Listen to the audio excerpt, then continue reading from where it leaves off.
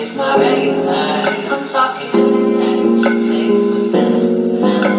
Oh, things for better now. Oh, way better. Oh, it's my regular. I'm talking things for better now. Oh,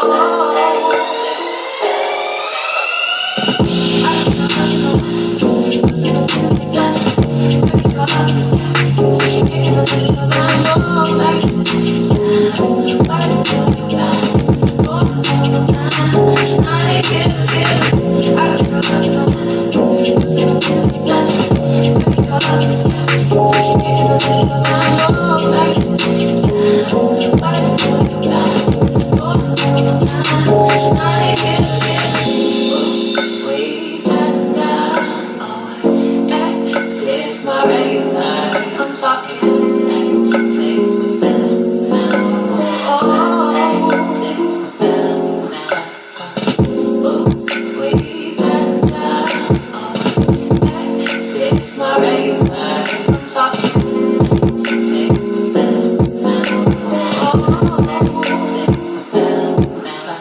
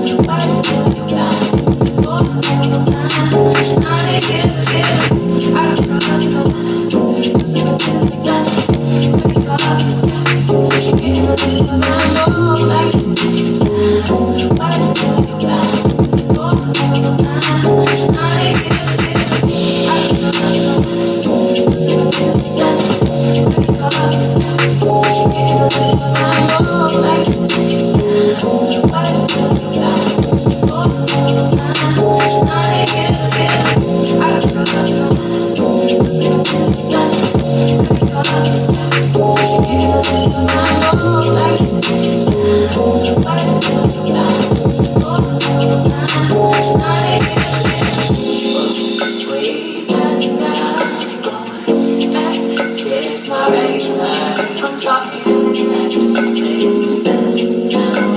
Oh, things for better now. Way better. It's my regular. I'm talking.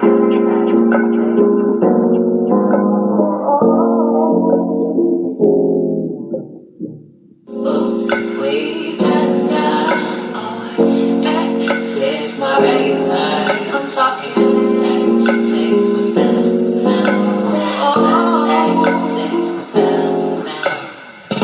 Oh, way better. It's my regular. I'm talking things for better now. Oh,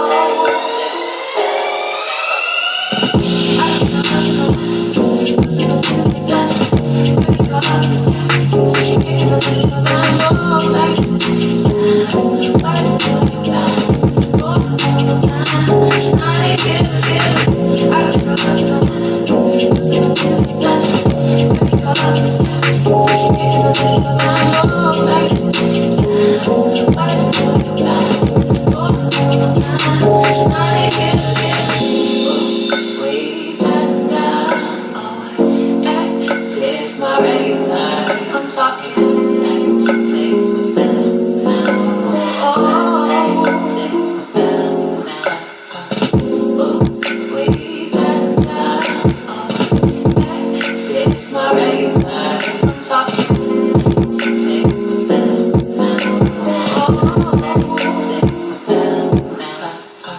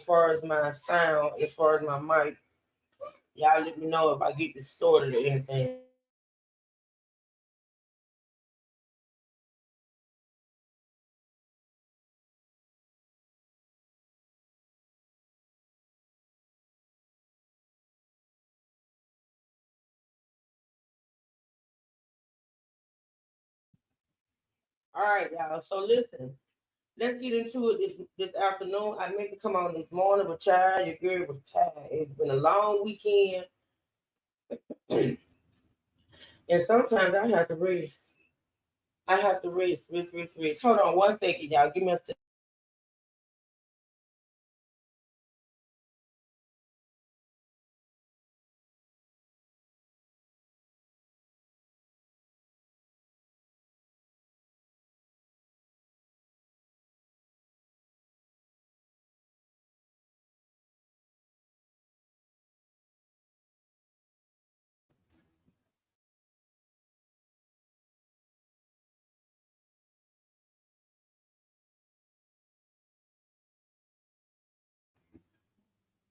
Ebooks, what did you cook, Ebooks? What did you cook, girl? I want to know what you cook. Because you already know I be cooking. You still talking about the damn smothered pork chop. Y'all, I cook tons of smothered pork chop. You know, we eat pork in our moderation over here. So when we eat it, we be happy as hell. So Ebooks, real steak chicken. Okay. Potato salad, corn on the cob, collard greens mixed with mustard greens. And a garden salad because you just have to have a garden salad on the barbecue. It's just something about it. What you cook, Ebro?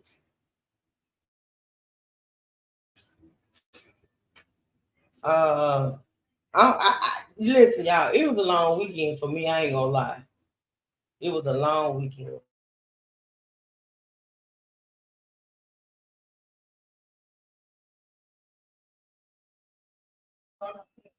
Uh huh. All right. Let me see. My shit ain't moving on my own. Nothing. I've been in the street. Oh, Ebro. I gotta talk to you, Ebro. Uh huh. I gotta talk to you. So you ain't cook because you been in the streets. You couldn't just take time out to make a meal. It is Labor Day and things of that nature. All right, y'all, let's get it started. So today, y'all listen. So today we're gonna get into the first thing we're gonna react to is Riaja's mom's interview. And I think somebody said in this interview she mentioned the fact that she knew about old boy's past. I don't know, I haven't watched it like I said, y'all. I be watching stuff live. Y'all be getting my live reaction. I be watching it with y'all. We're gonna get into that first, and then we're gonna get into the interrogation of DL. Now, the interrogation of DL is like 4 to 3 minutes long. I didn't know it was that long. And depending on how long that takes, for us to react to, and then we'll get into more day four testimony. Okay, but that's how we're gonna do it today. So I guess I could do a little roll call. Hey, Miss Margie. Hey, Avila. Good morning, Matt. Hey, Lady MV. Hey, Heathen. E. Brooks, of course. Hey, ask questions. Hey, Melissa. And I think that's it. Okay, so let's get the cloud. Have mercy, help us. All right, so let's listen to or get into the and the interview with the mom is not that long. I can't remember exactly. Let me see. Let me see. It's 13 minutes long. Okay. So we're gonna listen to that for have fun, baby. Let me drop the link in case you want to come up. Like I said, once again, happy Monday, y'all. Happy Labor Day. I hope everybody enjoy their day. Good morning. Good afternoon, Miss Janice. I'll be doing a little something today, not much, because like I said, y'all, we pretty much did the most this weekend. So um, but y'all enjoy your day. For those that's off, that's usually working on a good Monday, enjoy your off day. Okay.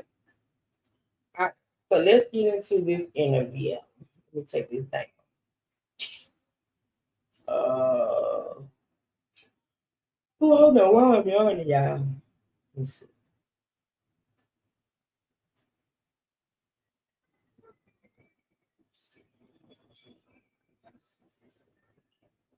Alrighty then.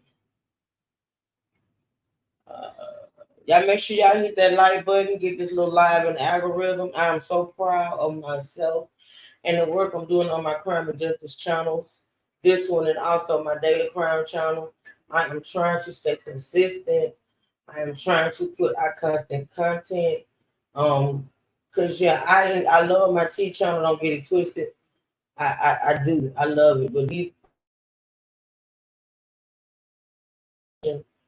and when I stick to my guns and stick to what I'm trying to do on these two channels, I make myself proud. So yeah, it is what it is.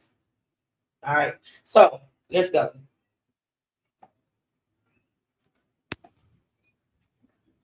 Good afternoon, Quad City Times Facebook viewers. My name is Tom Loy. I'm a reporter from the Quad City Times. And Aisha Langford, the mother of missing 10-year-old Breasia Terrell, is here with us at the newspaper today. You've had a long morning, a long, hot morning out on pavement. But one of the interesting things is I found you at the Scott County Courthouse where you had just met with Henry Earl Dinkins, who's being held on a number of charges, including violating his order to report as a child as a sex abuse offender.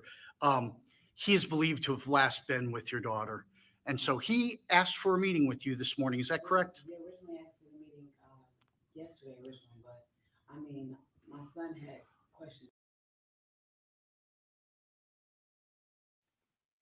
I cannot hear her. I don't know if y'all can or not, but it's really, really low. And I don't know if y'all can hear her. I can't really hear. Let me see. Mm.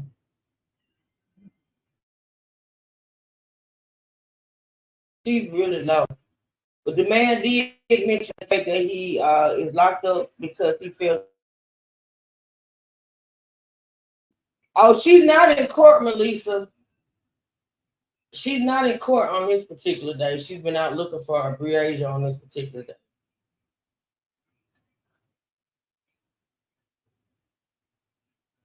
I'll tell you.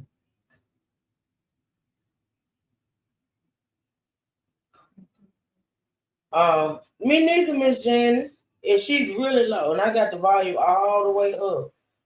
Damn it, this gonna be interesting. I might look. I'm gonna look to see if I can find it somewhere else. You know, they weren't questions that were set up by us, but you know, there were questions that he had wanted to ask him. But Henry's main focus was more on where's your mom, and you know, it went from that to the point Where's your mother? Or when he was talking to the jury, it oh, was more on like where's your mom. okay. And you know, I felt like me personally, I mean, I gave it some time, calm myself down, and I'm like, you know what? Anything could be a lead. I need to set aside my anger and so much hurt that I got going on inside and you know, go and see what's going on. See, how do I know, you know, he has something to tell me? Maybe his body language will tell me something, you know, something that may, you know, pop and, you know, he may not know that he's giving me, you know, a leeway to something, but like I would know it. He wouldn't know it, but I would know it. So I would go in nonchalant because I know that he has a soft spot for me. So, I mean, I did just that. And, you know, he accepted my call, I mean, he accepted the visit, which was crazy. He accepted it in seconds, must I say. And came to the phone pretty quickly and picked it up like, you know, hey, baby, you know, and I'm like, no, it's hey, Aisha, you know, and we went on and, you know, he went on about talking about numerous other things and, yeah, and You can't go into the conversation because of legal reasons and things, but clear up for some of our viewers, like how is Mr. Dinkins related to you, or what? How do you know him? I know Henry. We had a you know relationship history a couple years back, probably like I'm gonna say about like 8.5 years back. You know, we were together for about 2.5, 3 years. You know, him being a sex offender had also surfaced, and his weird ways kind of had me step back, and then him being incarcerated all the time kind of definitely had me step back to a lot of things. And we have an 8-year-old boy together. Okay. Victorious mostly like.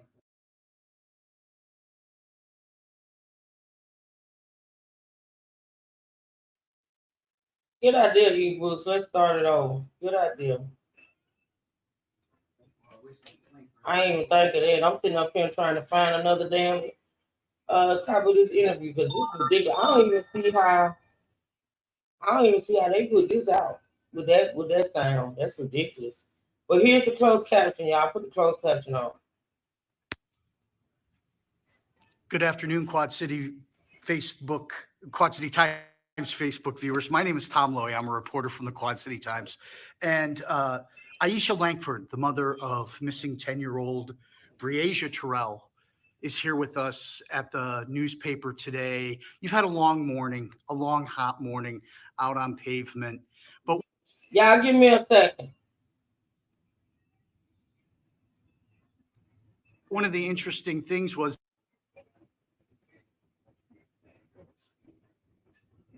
Give me a second. A second, y'all. I'm gonna go out and come back in. So we're gonna read the closed caption, y'all. Just give me a second.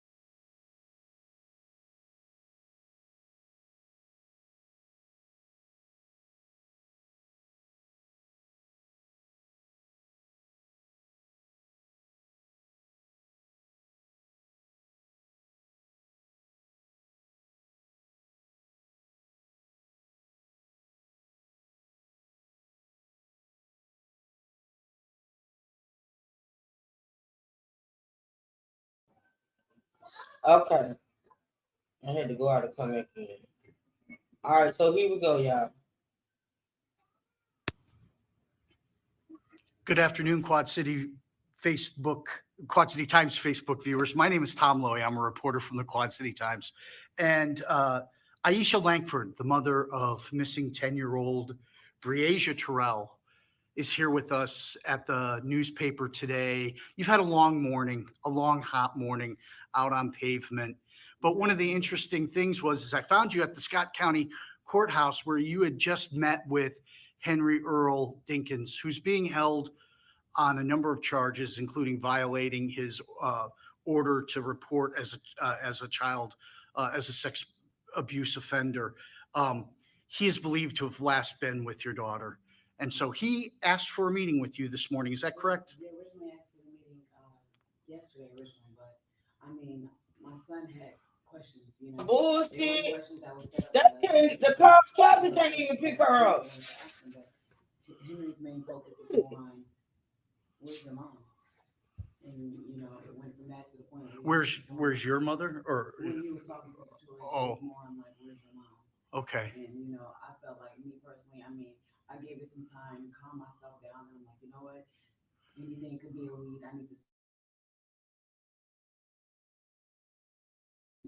you know, go and see what's going on. See, how do I know, you know, he has something to tell me? Maybe his body language will tell me something, you know, something that may, you know, pop and, you know, he may not know that he's giving me, you know, a leeway to something, but like, I would know it. He wouldn't know it, but I would know it. So I would go in nonchalant because I know that he has a soft spot for me. So, I mean, I did just that. And, you know, he accepted my call, which was, I mean, he accepted the visit, which was crazy. He accepted in seconds, must I say, and came to the phone pretty quickly and picked it up like, you know, hey baby, you know, and I'm like, no, it's hey Aisha, you know, and we went on and, you know, he went on about talking about numerous other things and yeah, and You can't go into the conversation because of legal reasons and things, yeah. but clear up for some of our viewers, like how is Mr. Dinkins related to you, or what? How do you know him? I know Henry, we had a, you know, relationship history a couple years, probably like, I want to say about like 8.5 years back, you know. We were together for about two and a half, 3 years, you know. him being a sex offender had also surfaced and his weird ways This is kind of had me ridiculous. step back and I him being can't. incarcerated Ain't no need all the us sitting time up here kind of listening to definitely this had if me we step can't back to a hear it. lot of things. And we have an 8 year old boy together, Okay. notorious mostly, like I Richmond can't Lake believe for they his put what this we're working out. on. I'm done. All right. Well, I'm thank gonna have you. to find that somewhere else, y'all. I can't do that. The closed caption not picking it up. You can't hear her. You just sitting up there watching her speak. I can't. I can't. Um,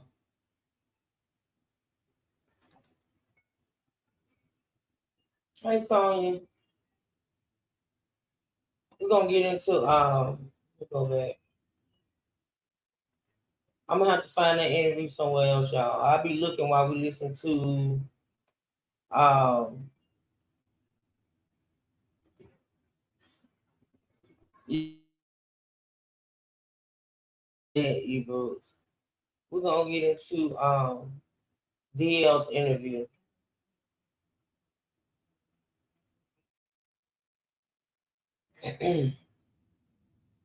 That right there is sad. I don't even see how somebody would put that out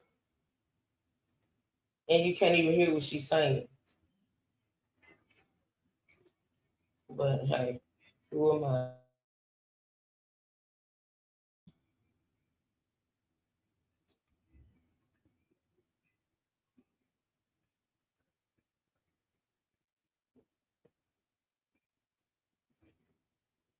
Why should I let it finish the booth if we can't hear it? Let me know right quick.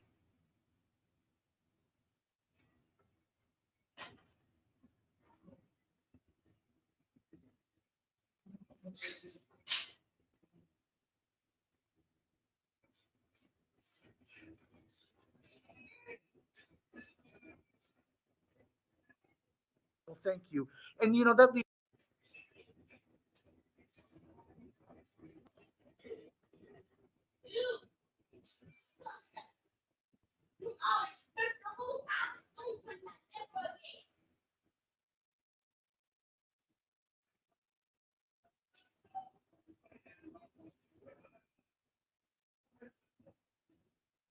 Leads us into the kind of another question about social media and a lot of the rumors going on. And you told me yesterday on the phone and again today out on the pavement that it's pretty exhausting trying to keep up and It is. deal with everything. Talk a little bit about what you're going through with social I media. mean, what I'm personally going through with social media is that people are taking the spotlight off of the person that was last seen with her, and they're putting up my background up, and they're putting bad words out there, mixing things up as far as You can't go into the conversation because of legal reasons and things, but clear up.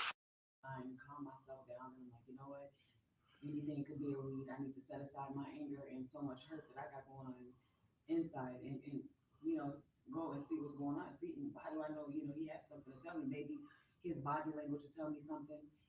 Something that may pop, and he may not know that he's giving me a leeway to something, but like I would know it. He wouldn't know it, but I would know it. So I would go in nonchalant because I know that he has a soft spot for me. So I did just that, and he accepted my call, he accepted the visit, which was crazy. He accepted it in seconds, must I say. And I came to the phone pretty quickly and picked it up like, hey baby, and I'm like, no, it's hey Aisha, and we went on, and he went on about talking about numerous other things, and yeah, and You can't go into the conversation because of legal reasons and things, yeah. but clear up for some of our viewers, like how is Mr. Dinkins related to you or what, how do you know him? I know Henry. We had a relationship history a couple years, probably like I want to say about like 8.5 years back. We were together for about 2.5, 3 years.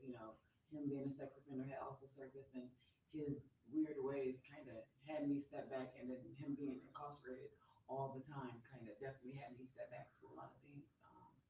And we have an 8 year old boy together, Okay. notorious mostly, like Richmond Lake is what we're working on. Okay.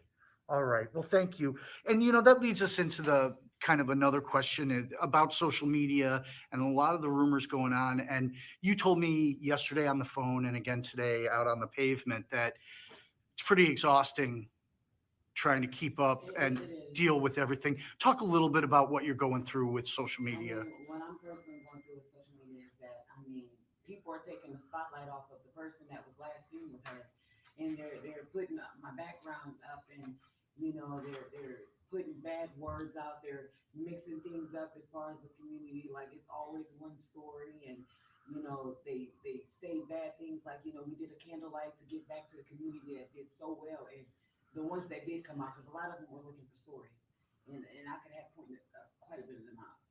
But and those were the ones that did not show up to the candlelight, which was great for me. But the candlelight was to give back and show that we're here, we're not going nowhere, and we're gonna stand strong as a community until Briasia comes home. And I had so much negativity, like, oh, you're doing it about death and all that type of stuff. And then like I got into an altercation with someone on social media. Just they're gossiping on a post, and it came to a point where it was just like everyone's calling my phone, and it was just like, what, I'm just gonna take it down because at this point, I mean, I never really liked the Facebook anyway. Snapchat was something that I liked because my daughter liked the filters. I mean, I like the filters too, and I like to make everyone else laugh. Sure. If a smile count, I'm there. You never know what anyone else is facing and what they're going through. I mean, y'all smiles is what motivates me to do a lot more than what some may think. And I took my Facebook and I took my Snapchat down, and because of the public just they're so bizarre with trying to get a story. They're trying to get hold of something. And like I told them, once we have something, a very good lead, and once everything is pulled together and breeze home, you guys will get the story that you guys have been looking for. I have no problem with that. But at this moment, it's about a little girl. It's about a 10-year-old Briasia Terrell.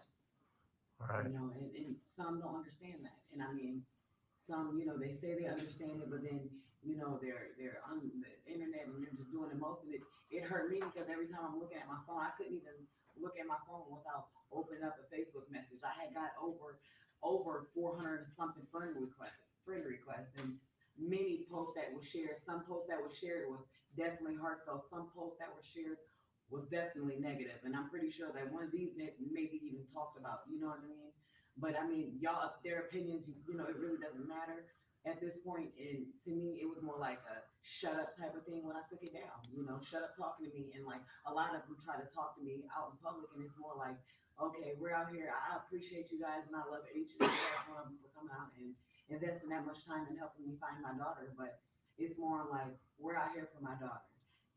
All the questioning and on why, that shouldn't matter at this moment. Because it's still going. Even as of yesterday, of course, that we're going to roll into that as well. Of course, yesterday, that was hectic. Once again, because of social media, I took it down because of this exact reason. I know that around by at least until midnight, you were out around the River Drive, Concord area. When do you sleep? Have you been able to sleep much? I mean, in 5 days, I slept about 9 hours. I mean, I haven't been able to eat anything. I ate a couple snacks yesterday. Like, I ate probably like six pretzels and like six of the little cracker chips. And, Yeah. but I keep a lot of fluid in. And I mean, me personally, I'm a bit weak, but I mean, I keep vitamins down to keep myself motivated because I mean, to me, I mean, I can't eat unless I'm able to eat a meal with my baby. So just getting up every morning and just staying focused. Like, I mean, I have bags under my eyes and I'm tired. I haven't did anything to my hair in 5 days, because I'm out here looking. Right. It doesn't matter what I put on. I'm out here. I'm running around. If I had to jump through a lake, I'm jumping through it. Right. You know, When you do close your eyes, what do you think about? What comes to mind? it's not what I think about. It's more like so many tears come because of stuff. I see her face everywhere, and I feel like when I close my eyes, it's like, I can't keep them closed that long because it's like, she's like, okay, mom, I'm here. Come find me, come help me. Like I see her face everywhere. So it's like, okay, don't sleep. She's telling me, don't sleep. You're close. You're close. And I know I am. I feel it, baby, and I'm coming. I heard you were on the phone with detectives quite a bit, and I don't want to ask about details of that, but it, lines of communication good with the law enforcement and with the Yes, but police. a lot of our family, we kind of act out of anger because we're hurt. We're going in 5 days, and no leads, no nothing. For a community to have so much negative to say, no one comes forward about this beautiful girl of mine, 10-year-old girl. And, we're all hurt. We're all restless. Like, we can't sleep. Sometimes we have to make ourselves sleep about 20, 30 minutes. Like, I watched her sleep. She looked so peaceful, and I really wanted to slap her, but to me, she was peaceful when she was sleeping, and that gave me that much more of a pull. Like, I may not be able to sleep, so I'm gonna get up and make me some coffee, and I'm gonna sit up and wait till everybody else wake up, and we gather together and see what we're gonna do for the day. But it's hard. It is definitely hard, and some people say because I'm not shedding any tears at the moment that I show no emotions. I mean, internally, I'm weak. Like, you know what I mean? Like, I'm Right. drained, and I mean, I gotta be able to be strong for her on the outside. I mean, that's why I ask for no hugs.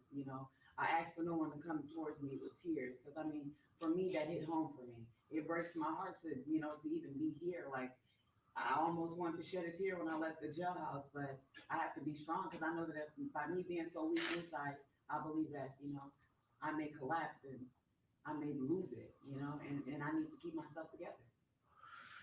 Let's talk a little bit about your daughter. I know she played basketball, Yes, Carrie fan.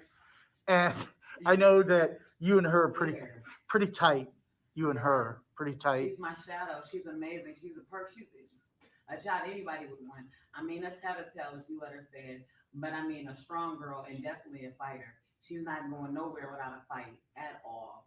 You're gonna hear her. You're gonna see her. She's gonna make some movements. You're just not gonna be able to just grab her or any of that type of thing. She's gonna fight. And I mean, she's so playful. She's helpful. She's a big sister. You can be down here, and she'll draw you a little picture just sitting down. She likes to draw. She loves to sing. She loves Moana. I'm here trying to actually get up a Moana video so we can kind of post that. Just Right. listen to her sing so that you guys can see the personality that we see. I learned something about her out on that pavement this morning about TikTok. Yes, we're TikTok fans. Like, that's something that I didn't take down. Like, oh my God, she loves TikToks. Like, she made a TikTok for me Wednesday. And I mean, it was a slideshow of myself, but she made a TikTok for me and told me how much, how pretty I am to her and how she wants to be just like me when she grows older. It definitely hit for me, and it made me question myself as like, dang, like maybe I should be changing some of my ways. I mean, I already have, but it's never too much to change just a few more ways Right. down the line. And she taught me a few of the little TikTok dances, and I think I'll be killing it. I can't wait until we do another TikTok because I'm gonna get her this time. I've been practicing. Are you are you pretty sure that your daughter's alive? Oh, I'm confident she's alive. I feel it. I know it.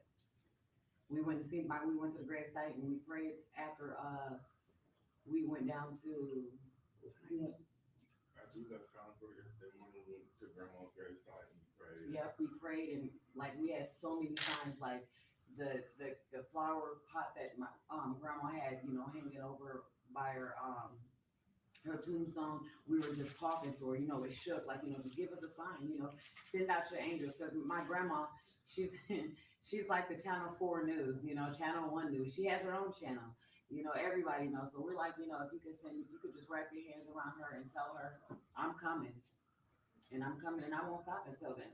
I stop at nothing, and I'm coming full speed, and I'm gonna make noise. You're gonna hear me, and they're gonna see her face everywhere. You go into a gas station, you're gonna see her face. You go to a gas pump, you're gonna see her face. You go pull up to a red light, you're gonna see her face. You're gonna know her name, Breasia Terrell. And you're What gonna know how big that smile meant to me and the rest of this community. for people who want to volunteer or help out? What do you want them to know? Where should they go?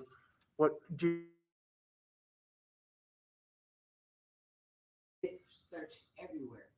Okay. Everything is everything to us.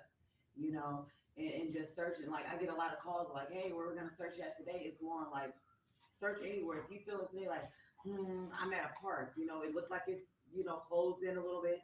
I'm gonna go ahead and I'm gonna go over here and walk in these woods.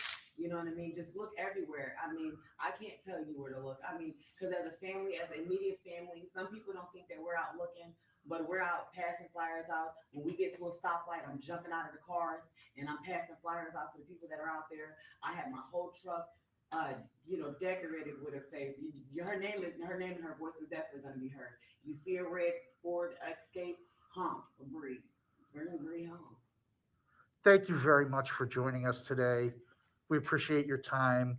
Aisha Langford, you're searching for your daughter, Breasia Terrell. She's 10 years old, and we want to thank you for taking the time to talk about it with us. I mean, thank you guys for having me now. All right.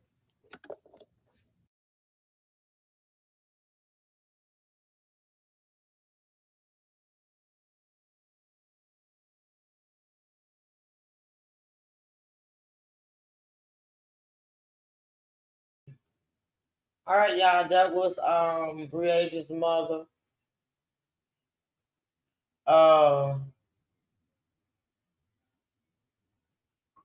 mm, I don't know. Hold on, let me pull up DL's interrogation right quick. Y'all got anything to say about that? Oh, let me drop the link again in case anybody come up.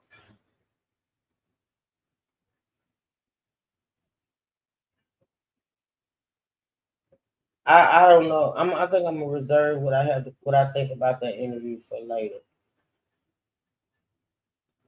Yeah, because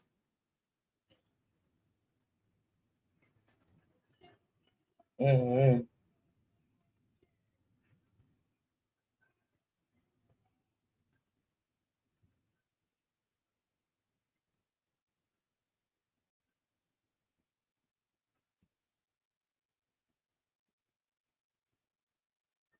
I'm gonna have to cover up. Let's see.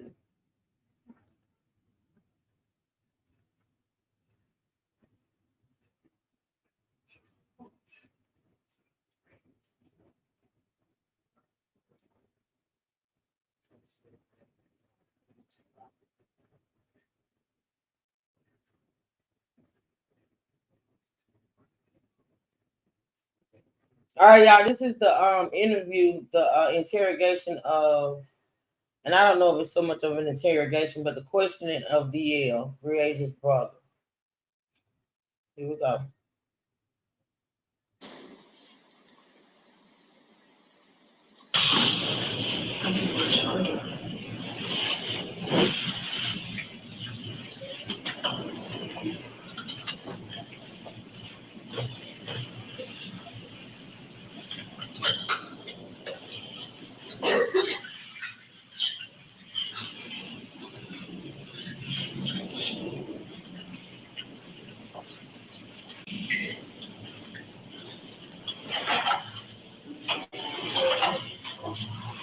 Well, hello.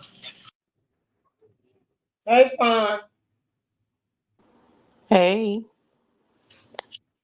What you think about that interview? That interview is so sad now that we know Bree had plans during the time of the interview. Yeah. What do you think about the interview, Fawn?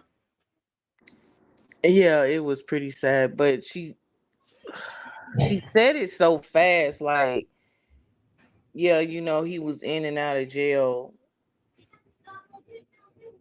I think she said as a sex offender or something. I heard the word, Mm-hmm. but I'm like, you. She said it so. I don't know, maybe because she was just out of it, but Mm-hmm. kind of you said it so nonchalantly. So you knew? Did you understand what that meant?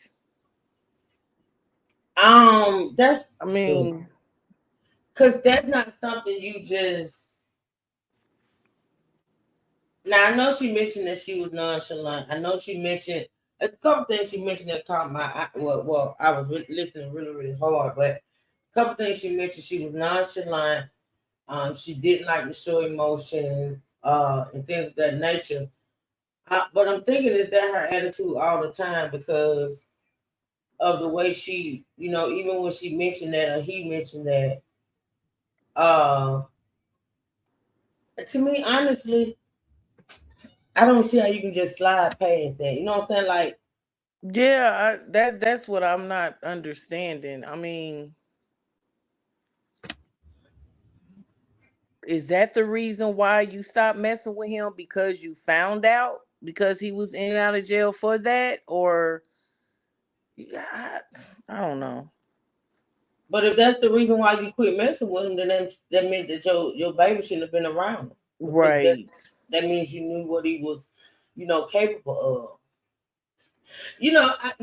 As parents, I get it. The lady was working at Checker. She said she mostly worked all the time, and she did a lot of hours to make ends meet and things of that nature. But and sometimes, we do be wanting a break as parents. I tell my daughters all the time, I get it. But when it comes to parenting, once you become a parent, there's really no break. I mean, I just feel like I don't know, like I said, I really want to reserve a lot of what I want to say until I see more, see more.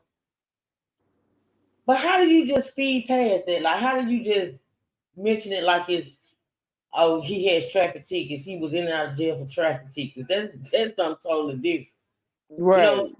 Right. But then I have to keep telling myself, you sometimes have to think, you can't forget the mentality of a person, Mm-hmm. because you got to meet people where they at. You get what I'm Mm-hmm. saying? So, and I'm sure she did not finish high school, because if she had a child very young, matter of fact, she had two children as a teenager. You get what I'm saying? So, Right. and it says it all. She works fast food. So, Yeah. 30. Yeah. Yeah. She was looking so, at checker. Yeah. Could uh, be it. Sometimes mothers just don't know how to be mothers. If you're not, no, the I mother, just think you do what you know how. I mean, you exactly. it's not Exactly. necessarily, there's no pamphlet. When you give birth, you don't push out a pamphlet. You get what I'm saying? You don't push out instructions. You get what Mm-hmm. I'm saying? So just like your child is learning you, you learning that child. Mm-hmm. Mm-hmm. And sometimes, everybody doesn't have that guidance, that village, that They can only, knowledge. yeah, they can only see. A lot of times, I tell people I raise my kids the way I was raised, right? Like certain things that I learned or my mom, Yeah, taught me. you pass down just like she done passed down her upbringing, and we don't know what Mm-hmm. her upbringing. You get what I'm saying? So, Right, right, right. Mm-hmm. and sometimes it doesn't necessarily make you a bad parent. It It's doesn't. just you're doing what you know. Right, right. And that's really basically all you can do until you learn different. You know what I mean? Some Mm-hmm. people don't know this might not be the right thing to do because that's all they know. As Pusha said, the mom had a daughter older than Bree. The mom dropped the ball when she brought Henry near her. I said it. Wait a minute, the mom had a daughter older than Bree. What do you mean? I thought she had a son older than Bree. Right. The son, then Bree, and then the little guy, the little Yeah, boy, I don't know 8 year about an old. older girl. But mom had a daughter older than Bree. The mom dropped the ball when she thought Henry when she brought Henry near her. I said it. Oh, it's just, you don't like to blame. I absolutely would never blame a parent, especially for what another grown person does. I mean, I just can't. Like, yes, the son. Oh, yeah, the son. Age push. Um, because no matter what he did, and he was dead fucking wrong. And he needs to burn in hell. Yeah. But It's you hard. can't. It's really hard, because then again they say ignorance of the law is no excuse. So my whole thing is, if you knew this man had a record for, Hey, mm-mm. it's you, Daddy. Let's see you. Are you the petticoat? Hey, Hey, big girl Hey, Patty. I want to talk to you also. I want to talk to you, Daddy. You want to talk to who? I want to talk to you in on the chat. Tell everybody, hey. Hey, Daddy, on the you're here, okay? Well, you're Hey, supposed to say girl. true, not daddy. You're over here in the wash. Dad. She really was looking for Pennywise. She ain't studying neither one of us. Pennywise working. Tell Pennywise to be on later. All right. Ooh, ooh. Let's see. All right, y'all. So fun. Now we're gonna listen to Dia. Now I saw somebody, the person that sent me this said that we're gonna notice that his what he's saying in this interview or this uh interrogation, as they want to call it, is gonna be totally different from what we heard on the stand. That should Now, be interesting, huh? now I cheated. Um, not on purpose though. Um, seriously, not on purpose. I promise you. Right. When I was, you know, looking at the court case, it came up on my feed, Of course. Yeah. and I said, "Oh, maybe this is what Juicy Kim was talking." Yeah. Juicy Kim sent it to me, and then somebody else sent it to me who said that It it it it kind of he said some things now right then that he kind of says in this present, but then he says some different things also. So 3 years later, he does repeat certain things that he said at 8, right. but then he didn't repeat or mention again 3 years later that he said at 8. See, I look at it two ways. The first thing is this: when he was interrogated in this moment at 8 years old, probably like what, maybe hours or days after the events took place, his memory is sort of kind of fresh. Even though he's still Mhm. a little 8-year old boy, his Mhm. memory is kind of fresh, right? So the things have just happened, and he may remember. And then I look at now him being 11. It's been 3 years. Mhm. He's traumatized. We can all agree that he's traumatized. Mhm. And so I don't even expect it to be verbatim what he's saying. You know what I mean? Right. I think they should go by what he said 3 years ago. I agree. I do Um. agree. Yeah. Yeah. And it's not really an interrogation. It's the woman really talking to him and Yeah, she looks like somebody from probably social services or protective services. Like they don't look at it as an interrogation. They try to yeah. make it like a conversation. Yeah, they do. Hmm. But I think they should take more of what he's saying back then, because he kind of repeats certain things now 3 years later, Hmm. but I think he leaves out a lot too. And I And just it's, I and it's because it's been 3 years. You were eight for years you old versus 11. exactly, exactly. And like I say, he's also I don't care what nobody says. He's traumatized. Right. Shit, To I this can't day, he's remember some traumatized. shit. He's probably gonna be traumatized for the rest of his life. He's never gonna get over it ever. Right. And see, Right. that's another. You took the life of one child and you traumatized another. And her older brother, I'm sure, has issues as well. But you It's just can't expect him to remember everything in detail. Hell, a grown adult cannot remember everything in you detail a see lot how of many times. times the mom said I don't recall. Yeah, so I She said mean, I don't recall more than he did. I'm just saying right. That's what I'm saying. Hell, we grown and we can't half-ass remember shit. that's true. That So is you so can't true. expect a 8-year-old 3 years later to remember in detail. You get what I'm I saying? wonder if this interrogation was put into evidence. I guess we'll find out later, huh? I'm sure the judge saw it. Mm-hmm. Mm-hmm. Yeah. Mm-hmm. All right, y'all, let's get into it. Fun, stop me at any point you want to make a point, okay? Mm-hmm. I keep doing that. Why do I keep y'all give me? I keep making my screens double up. See, it's this touch screen for me. I need to start using it because this mouse ain't doing me no good. Hold on, y'all. Give me a second. Oh Jesus, be offense. Let's see. StreamYard. Now I gotta go back into YouTube. Hold on. And I don't know why I keep yarning because y'all excuse me, I'm not sleeping. I'm not. I don't know why I keep yarning. It's the middle of the damn day. Let's see. All right. We'll pull it back up, y'all. Thank you to everybody. Hey, Natasha. Thanks to everyone in the hey Leah. Thanks to everyone in the chat. Thank y'all so much for joining. I appreciate it. Supporting this content that matters. I appreciate you. Make sure you hit the like button, please, and thank you. All right, I'm putting it back up, y'all.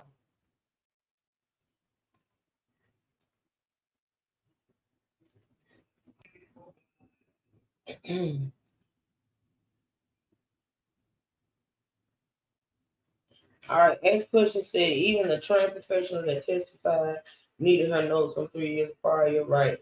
How in the hell are they going to expect an 11-year-old to remember verbatim the details from him when he was 8? It makes no sense. Right. That's But true. I think the judge is going to take that in consideration. I mean, Yeah. as Mm-hmm. adults, we know kids, they Mm-hmm. not gonna remember. Shit, this is that's ooh. And then you gotta think about this for 3 years. He's heard a lot. He's heard Hmm. grown adults talk. He's heard, it's just it's a lot. It's a lot. Hmm. All right, here we go. Hello. Did you find some friends? Yep. Can I sit over here with you? I like Mickey Mouse. All right. So I know you've talked to a lot of people today, right? You remember talking to me earlier? Yeah. You remember what you told me? No. You don't remember what you told me? Okay. No. I always forget stuff. You always forget stuff? Okay. But I think you could probably tell me some pretty important stuff. Well, the title on this video phone says, and y'all probably can't see it because I tried to cover it up. Court watches interview with Brea's brother. So the court did see it. Right. Because it's saying court watches interview with Brea's brother. That's good. That's And good. then here, he forgets. His Yeah, memory he ain't so talked to the good. lady earlier in the day. But then 3 years later, he has a very good memory and he remembers everything. Remember Wow. that? Yep. Okay. Yep. Please spell your first name. DETORIOUS.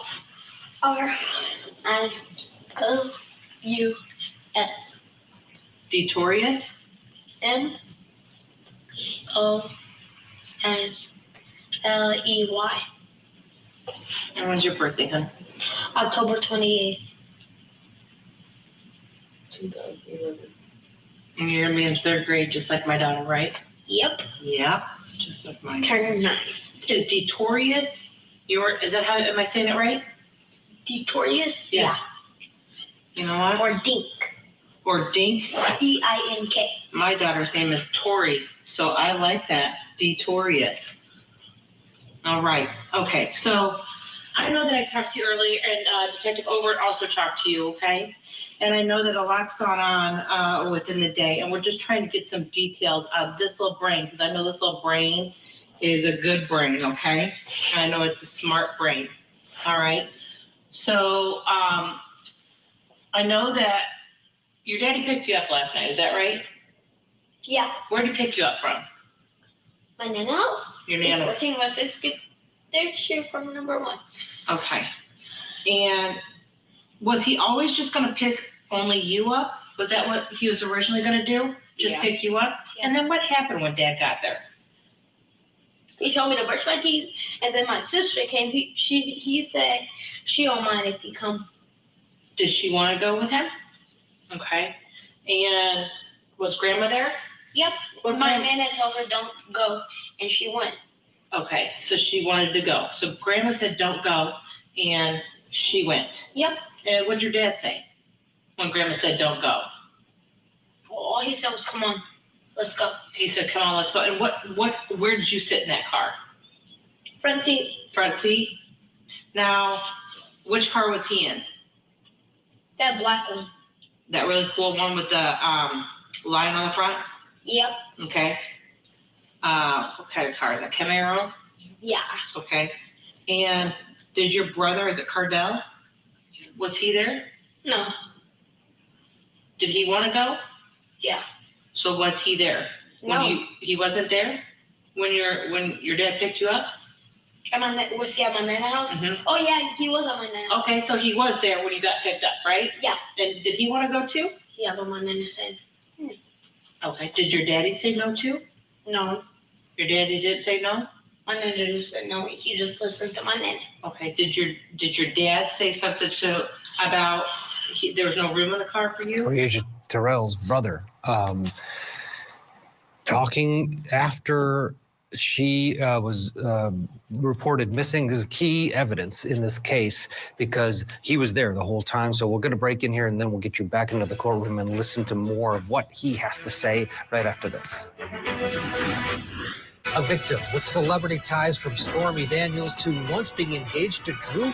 Let's go back to Iowa now and pick up where we left off, where the jury, or there's no jury in this case, the judge is watching a video of an interview with the missing little girl's brother. And this is right afterwards. He's got a Mickey and Minnie Mouse. True. How useful this will be for the kids. Let's watch. So, okay, so Dad didn't want CJ coming. Nope. Okay. All right. So CJ, that's Cardell? Yeah. Is that right? Okay. So Cardell wanted to go, but your daddy said he couldn't go because there was no room. Yeah. And your grandma also told him he couldn't go. Yep.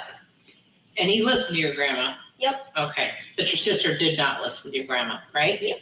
All right. Do you know about what time that was? Was that before dinner, after dinner? It was after dinner. It was after dinner that Well, no. Okay, true. Stop for a minute.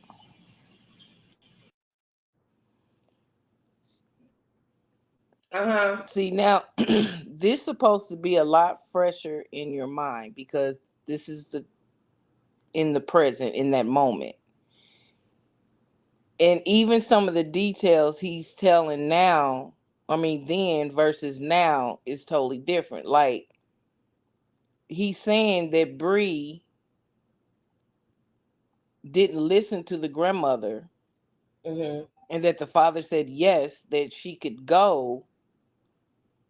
But wasn't it that in the beginning it was no both ways? Because he said he doesn't have enough room in his car, but then he gave in and said, yeah, she can come. Well, I didn't get that he told Bree it wasn't enough room. He told the older boy, which I still don't understand. Well, I do understand because I feel in my mind that this man knew he was going to do from gate, but did he?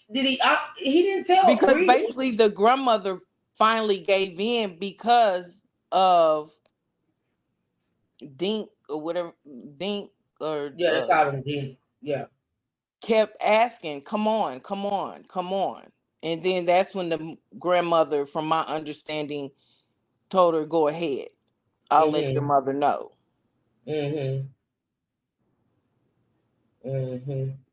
Because at first the grandmother was saying, no, she cannot go.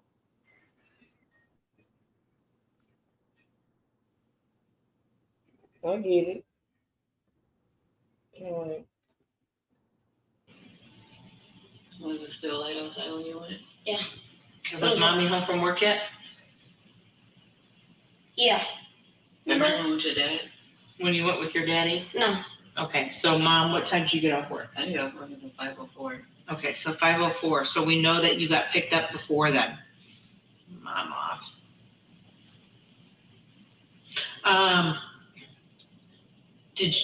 Were you aware that he was being picked up by Dad?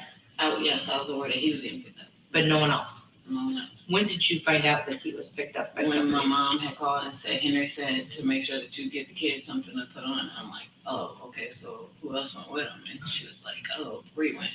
Okay. I'm like, okay, so I just picked both of them some clothes off because I'm like, I need to break anyways. I need to pick up more hours. Okay. So when you... Isn't that what I just said? Did y'all hear what she just said? She said, oh, okay, I needed a break anyway. Did y'all hear that? That see. And I don't take that always as a negative thing. Like you said earlier, No, you do I need never a said break. no. I never said it was negative. I never said it was negative because it's true. It's true. Like especially if you're a single parent, you do Yeah. feel as though you need a break. You do feel as though you need a night of sleep where the little one ain't waking you up in the middle of the night or not waking you up early in the morning. I'm never saying it's negative ever because when I was raising mine, I need breaks, but I Mhm. only let my kids go with my mom and dad. I never let them stay, you know, anywhere. And that's it. Mhm. That was just me. That was just how I felt comfortable in doing. So, Mhm. other people have other people that they may let their kids go spend the night with. Me, my kids didn't do sleepovers. Like my kids didn't do sleepovers at friends' house. Hell, they didn't do sleepovers at family members' house. It was only as far as going and staying and spending night things like that. It was only with my parents. So I don't judge mothers that but I know her what she was feeling when she allowed that baby to go. She said it. She said I needed a break anyway. I felt that. And I think that's why she regrets it, and that's why in those text messages to her friend, it's like I'm gonna be a better mother. Like I'm not gonna let my kids just go anywhere. None of that. 'Cause she's Break or living in not, regret. break or not, they're not going no anywhere. They're not going. They're not going. They especially not going somewhere where I feel like they're not gonna be safe. They're not going. Period. Hmm. Break my ass. And I guarantee you now, she don't let her other two boys go nowhere. I can. But see, this is the thing, and it's still bothering me. And I think we know, but I just don't think I want to admit it, or I don't want to accept it. The fact that this woman knew what his history was, and with her knowing his history, Bree should not have been allowed to go over there. Even if the Hmm. mom let her go, and she found out later that Bree was there, she should have went and got her. And to be Hmm. honest, the son shouldn't have been with him, but that was his boy. That was his son. But still, see, I just, Yeah, if I would have just known like, none of my kids would have gone, daddy or not, I wouldn't give a shit. Ain't none of mm-mm, my kids going around no perverted. mm-mm. If you knew his history, if you knew that he had no, I mean, did she know the they were in definition? good hands with mama. But see the thing about that too, they all were staying with mama. So even though they were with mama, when she got out of work, she still had to come home to them. It was no, Hmm. you know what I'm Hmm. saying? So, but oh my God, but I just can't. I can't judge this woman. Like I get the need a break. I get it. I absolutely get it. But it's just that I don't know, but maybe in her mind, like I said, sometimes you got to meet people where they at. facts. Yep. Um, Maybe in her mind, because this was the father of her child, one of her children, Right. and he was a father figure to the other two. Hmm. Maybe she thought that he would never bring harm. I mean, that's the only thing that I could give her. Once you violate a 5-year-old child, to me, honestly, you'll violate anybody. I'm going to give her the benefit of the doubt that she did not know the details or comprehend. Oh Lord, 5 years old. Mm-mm. I want to say that she. I no. I want to believe that she did not know the details. That he was 17 and this baby was 5. I want to say that he withheld the detailed information. But even if he withheld details from just knowing that he was convicted of whatever he did violating a 5-year-old child, that's enough for me. I don't need no damn details. Like I Whether said, you whether you you whether you have to meet sexually people where they at. I'm trying to really. whether you sexually abuse that 5-year old, physically abuse that 5-year old, verbally abuse that, you was charged and convicted of violating a 5-year-old child. Sonia said, I heard that the grandmother told her no, she couldn't go, and mom didn't know until later. Yeah, we got that. We got that. We We know got that. that. Mom was at work. The initial plan was to just pick up DL. Mom didn't find out that Bree was with him until afterwards. But like I said, it was a reason why that grandmama said no.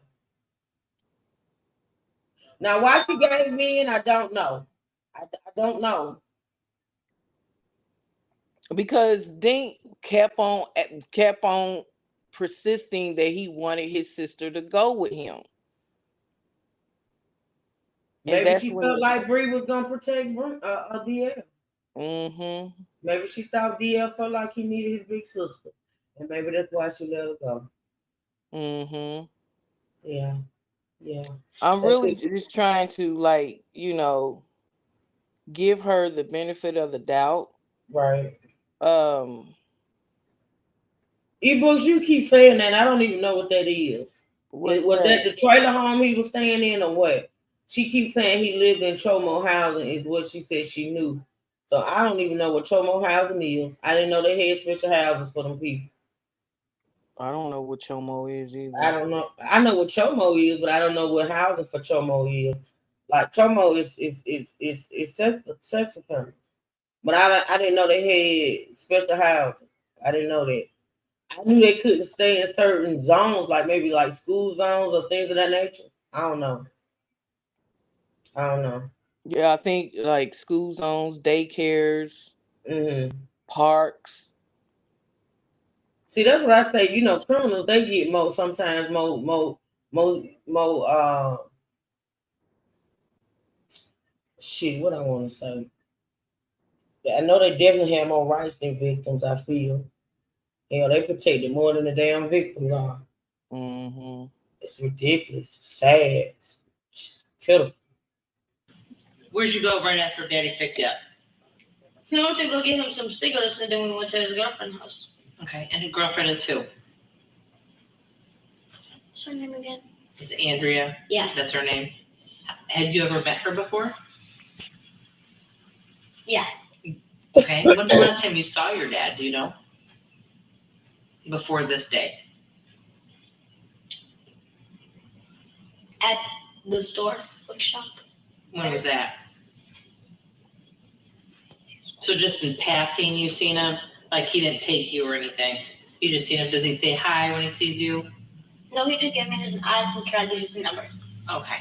Okay. So you don't see your dad on a regular basis? No. So were you super excited about going there today? Yep. Last night? I would Because be he too. said he had the Xbox and a PS4. Heck yeah, that's fun, isn't it? Yep. Right, I want to go too. All right. So, what'd you guys do last night? Played again. Where were you playing? What game was I playing? Yeah. GTA.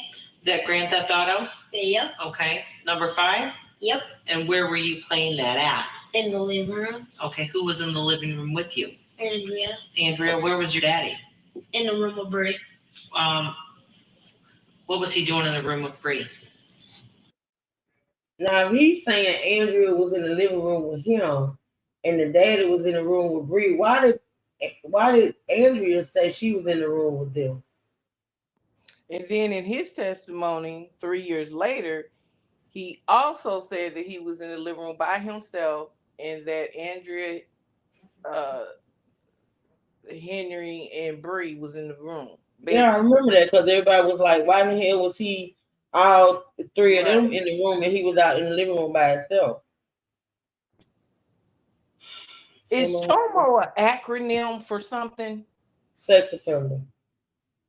Chomo housing may live in a shelter or group home as long as that residence is not within 2,000 feet of a school or daycare. Even if the mom needed a break, there's no excuse for dropping off PJs too further. If you are tired, mom, stop spreading legs. Oh, God. Ask questions, don't play radio. Ask questions ain't going. Hey, Mr. Lou. Ask questions. I've never heard of Chomo. I'm thinking it's I've an heard that acronym term. for something, I just said it, Vaughn. Sex offender. but I've never heard that. Can you not hear me fine? Yes, I hear you. I was saying it 3 times, and you still talking about you don't know what I it get means. it. I'm like, does CHOMO is an acronym Oh, for something? right. I don't know. That's Wait what a I'm minute. I asking. think I I can get tell you. that Hold it on. I think refers to it's. sex offender or whatever, but is it an acronym I that think stands it's. for something? I, I, I think it's. I don't know. I don't think. No, I don't think so. That's what social media people use so that they don't get flagged. So CH is child. So Oh, social media just made up a listen. term. I'm finna tell you. Yeah. Duchess say CH is child. Omo is molester. You got me? Okay, thank you. That's all I needed. I mean, no, my thing is there's acronyms for a lot of things, and everybody does not know all the acronyms for stuff. I know I did. I knew what people use it for, but I didn't know the acronym. Oh, I'm sorry. Hey James, I apologize. I'm trying to keep up with this chat. Thank you, ask questions. Because I was like, I ain't never heard of chomo. Is that even a word? You get what I'm saying? I've heard other terms. But I just recently learned what chomo was. Yeah. Okay. Okay, got it now. I'm glad that was made clear. Does it Again, say thank you, ask questions. does it say it's prison speech? I guess they use it in prison too. I don't know. Okay, But because yeah. you know, it's so many acronyms out here. The young Mhm. folks got so many acronyms. What the? I'ma ask. Yeah, What I the don't fuck know. does The that young mean? folks got their own Yeah. language at this point. I'm convinced. And don't let one of those old people say it. They look at us crazy. I know my kids do. Yeah, And I don't say, throw no acronym at me. Explain yourself the first time, and then I know what it is when I see it in the future. You know, shit. I ask don't. questions, girl. Come on Okay. now. When I found out what YOLO was, my children dogged me because I was like, is that what that means? And they had been saying it forever. YOLO. YOLO. Okay, what is YOLO? You, Oh, okay. Okay. Ask questions. What is YOLO? Let me see if she's gonna put it in the chat. what is it stand for you? Let me see. What's YOLO? Ask question. It's a lot of stuff they use like in texting and stuff like that. And on social media, these young people use now. I can tell you, honey. It's something about life. It's something about your life. Something. Oh, you only live once. Okay, Yeah, you shit. on little ones, yeah. I'm trying. I got you right. I said you. Shit. It's crazy. Look at Shit. One Equal thing about listen. me, I'm gonna ask, what the fuck does that mean? And you can look at me like I'm stupid or whatever, but hey, See, ignorance that people ask questions so they won't be ignorant. Damn. you gotta ask shit. Hell, I Mm-hmm. don't know. I don't know. I'll let you know. I don't know. Mm-hmm. All right, here we go, yeah.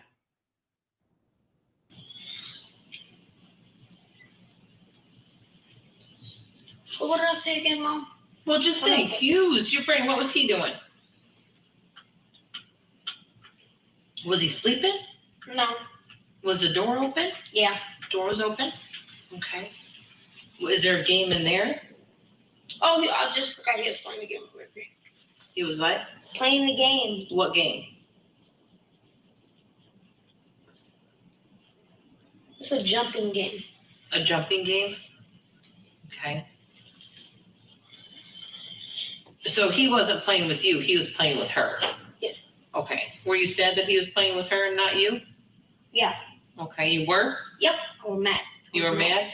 Why were you mad? Because he didn't play the game with me. Okay.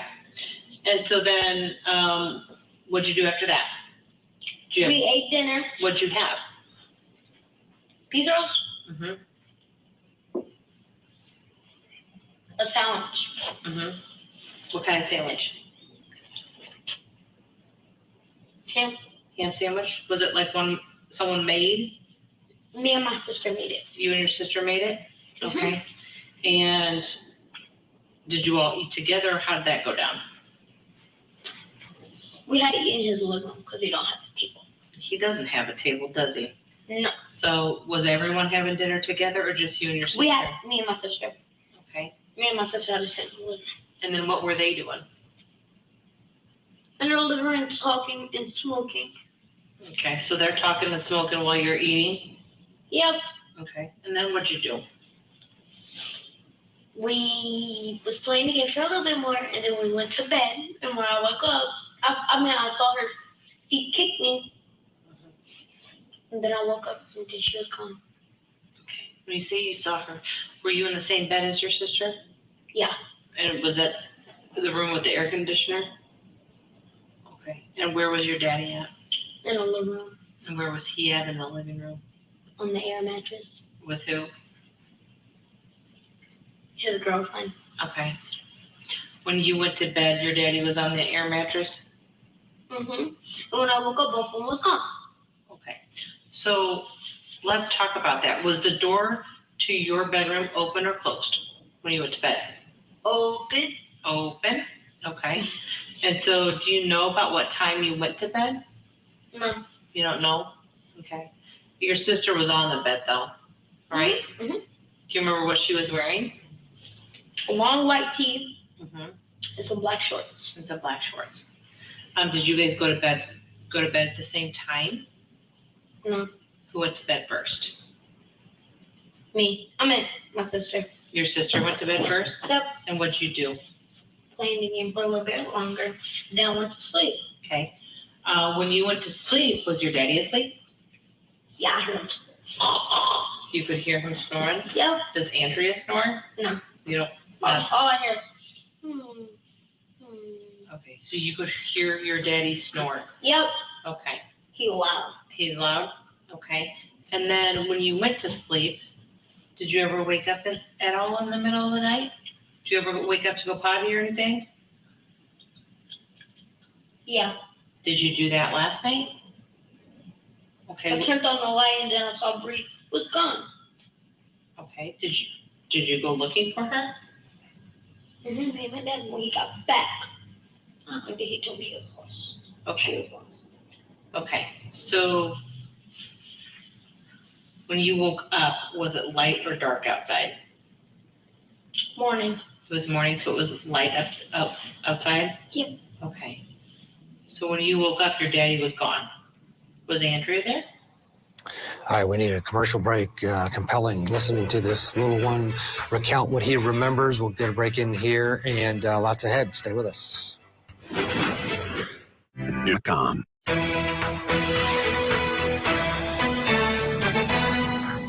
Top of the hour. Welcome back to Court TV Live. Glad to have you along with us on this Monday. The trial for a couple accused in the murder of a disabled teenager is expected to get underway today in Colleton County, South Carolina. And this You took it at Both left.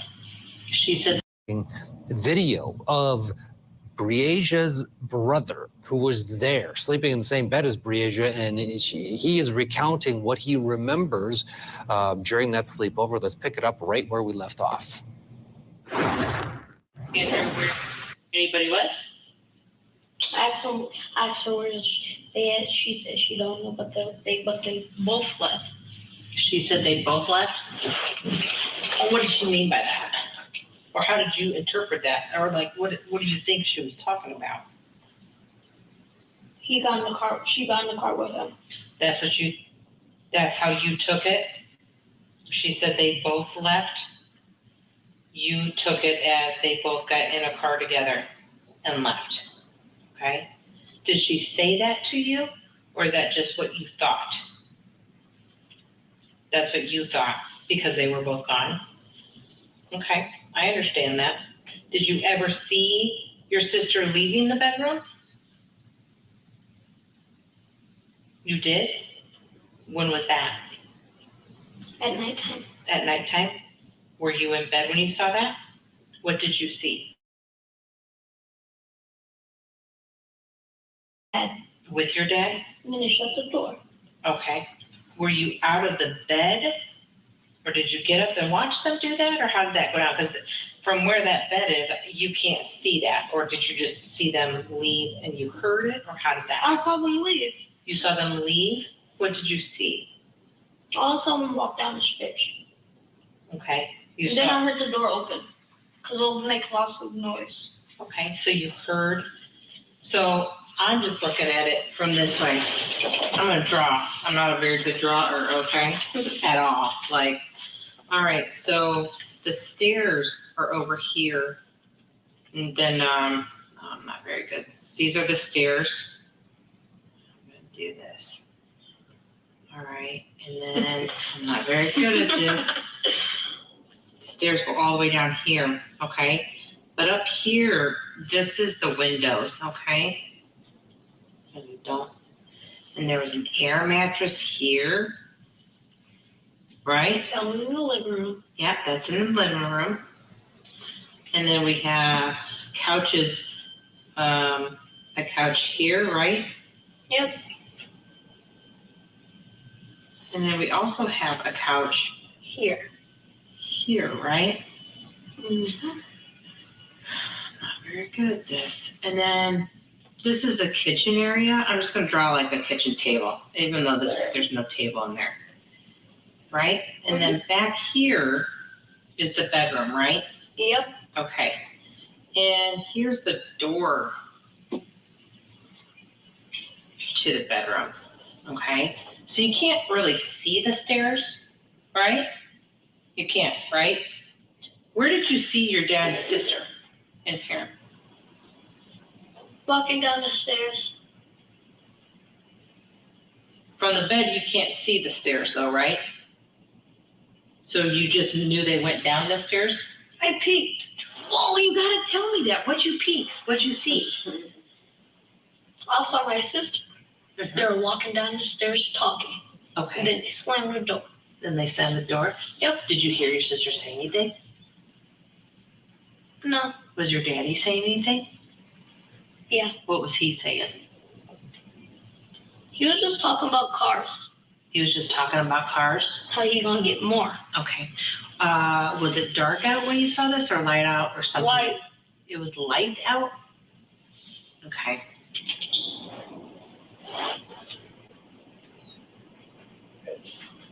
Where was Andrea? Looking in the front window and looking in the back window. Okay. Because she was trying to find both of them. Okay. But when you saw them and that you peeked, was it still dark outside or light outside? Or It was light outside? Okay. Are you sure about that? well, Did you go back to bed? no. What did you do? I went in the living room. She told me to go in the living room. Andrea told you to go into the living room. All right. So you're saying you woke up. Yep. You said a couple things, and that's why I'm a little confused. You originally said you woke up and they were gone. And you told me that Andrea told you to go out to the living room at some point. All right. And then you also told me that you woke up because you heard them and that you peeked and saw them go down and Andrea was sleeping, right? Yeah. Okay. So I need to know from your smart brain which way you remember it because it's a huge detail. It's a huge, and if it's light outside or if it's dark outside is a pretty big detail too. Because I know when Andrea told you to go to the air mattress, I know it was light outside. Is that correct? Okay. Because she said that too. Was she up? Or was she sleeping on that air mattress when She you? was up looking through back and front window for my mom. I meant my dad and Brie. Okay. And you said it was dark out or light out? I said it was light. Okay. When you say it was light, was it like when you're eating breakfast or like when it's, I couldn't eat breakfast. He didn't let me. okay. What I'm trying to say though is when you get up and you say it's light outside, is the sun just coming up or is the sun out? Out. Out. So when you peeked and you saw them leave, The sun was out. the sun was out. Okay, I get that.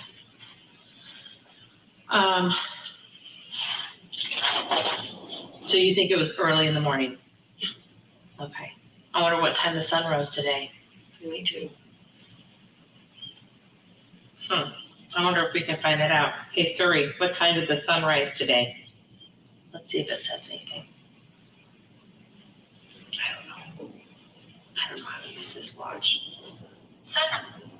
The sun? Sorry, one more time.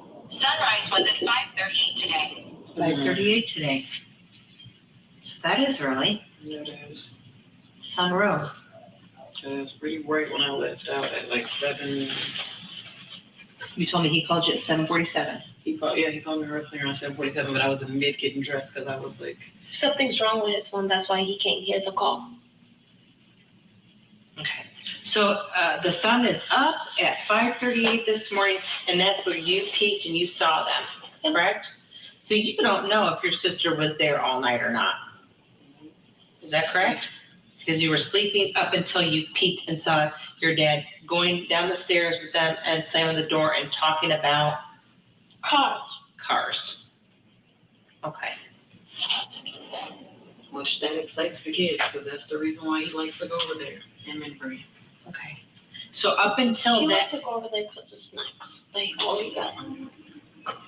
he did have some good snacks. He had some peanut butter crunches in there. I was like wanting to get some because those are good. Did you look up there? I sure did. I looked There's everywhere. a lot of nice snacks. Yeah, they do have a lot of He good gave her snacks. Oreos. She said, Oh, they were the She- vanilla Oreos, weren't they? I saw those on the She said ground. she gonna ask Mom. She said, "Oh, I'm gonna ask Mom trust him that again because he has snacks." Yeah. You know, we got a guy here we call Snacks because all he does is eat snacks all day long. We call him Snacks. Isn't that funny? Is it him? No, sometimes I can be called Snacks because I'm always eating too. Okay, so we know at 5:38 you saw it was at least 5:38 because it was light. Okay, so once your daddy leaves with your sister, then what happens?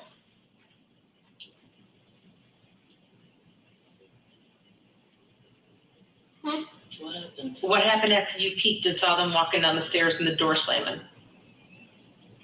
Andrea told me to go in the living room. Where was Andrea at? Looking back to front window. So she was looking from each window? Yep. Okay, that's what she was doing? Yeah. Okay, You can even ask her. you can ask She's her. gonna say yes. Okay, and then what happened? Did you go to the living room? Did you Yeah. go back to bed? I went to the living room. Then I didn't go to bed. Okay, and what did you do? I pretend I was asleep. I was trying to turn on the TV. She told me to turn it off. Okay, and what was Andrea doing while that was going on? While you were pretending to sleep? She was on her phone after she was working. She was on her phone. Did your daddy have his phone? No, He it was didn't? dead. The phone was dead? So your daddy didn't have no phone at all? And he left with your sister? Okay, and then what happened? And that's all. Did your daddy come back? Oh yeah, And what happened when he came back? How was he acting? he's acting silly. What was he doing? He was just yelling. What was he yelling about? About his juice missing. About his juice missing? Think he drank It's, the juice? no, it was his orange juice. Okay, then, what else was he talking about? Nothing else. Just his orange juice because he got mad. He was yelling at his girlfriend What was and he, me. what He was, said, "Who stole my orange juice?" was she asking any questions to him? Did she ask him where he'd gone? No, Was he asking where Bree was at? no. He Nothing. wasn't thinking about that. No, I'm asking about Andrea. Was she asking any questions? She wasn't, did you ask any questions? No. No? Okay. So then what happened? Why didn't he feed you? Where'd you go? I gotta go with my mom. Why is that? So they said she was cussing him out. That's why he said I gotta go back with my mom. Okay. What was mom cussing him out about? I don't even know what happened on the phone. When he got off the phone, all he said was your mom was cussing at me. Okay. Did he say anything about where your sister was? Did you ask him where my sister was? I know that, who packed up the clothes? To take them over to my dad's house. Mm-hmm. No, those clothes that your sister had, that you had, that your mom brought. Oh, my dad. Your dad, he packed them up? Mm-hmm. They gave them to you? Mm-hmm. Okay. And I what, can take them home. so you could take them home? Okay. Was anyone asking where Bree was? No. Did your daddy drive you anywhere? He went a couple places. Let's talk about where your daddy went. Where'd he go? He went to go fishing with a couple people. He went fishing? Yeah. Okay. He went fishing. Uh-huh. He went fishing with more people. And, He went fishing last night? yeah. With, Oh, no, not in the last night. I'm sorry, this morning? Yeah. He went fishing? Were you there? Yeah, I was in the car. You were in the car? Which car were you in? That purple one. Purple one? Mm-hmm. Okay. So was this after you peeked and saw? Yeah. He went fishing. Who did he go fishing with? He said some 6 people. 6 people he saw. That he gave them $100. He Okay, let's get a break in here and get you back into the courtroom for more right after this. Stay with us. Tonight on Closing Arguments, an alleged murder-for-hire plot in Paradise. We'll bring you the latest developments in the case against Lindsay Shiver. Plus a fiery statement. He could go fishing with them. So he could go fishing with them? Where were you? In the car, I had to say. The car? He complained he grabbed some bleach, and what I saw in his trunk, he pulled it out. It was a knife. He had some bleach Mm-hmm. and a knife? Yeah. How- Bleach and knife. What kind of knife? It's some big knives. So you saw him grab a bleach and knife out? Yeah. Where were you at when he I was was fishing? in the car. I know, but And where when was we he? went to his house, when we went back to his house, he forgot something. He went in the house to grab his big old knife, and then he put it in his trunk. Okay. So let me talk. It's What color? big. It's purple. It's purple? Okay. Where did he grab that knife from? His trunk. His trunk? And then he washed it off. He washed off what? The knife, Washed it off with what though? some bleach, and some, a rag. He washed it off with a rag. With the rag? Where was the rag at? The car. In his car? Okay. Do you know where he went fishing this morning? Do you think you could take me that way? I don't remember that way. What if I drove you down It's that a way? long way. That's okay. I don't remember. I don't remember where he was at. Okay. Just So a place that he got stuck. he got stuck? His car He got, needed another push. who helped push him? The 6 people that he went fishing with. So this morning, after your sister left, he came back and got you, and then he went fishing. Did you see his fishing poles? He didn't have any. He didn't have no fishing poles? He bite it for he can fish with them. He what? He barred it for he can fish with them.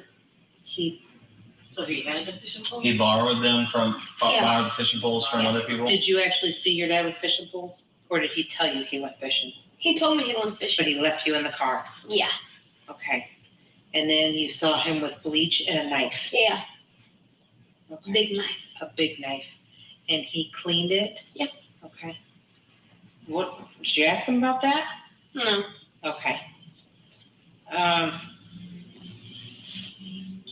Let's talk about, he went fishing.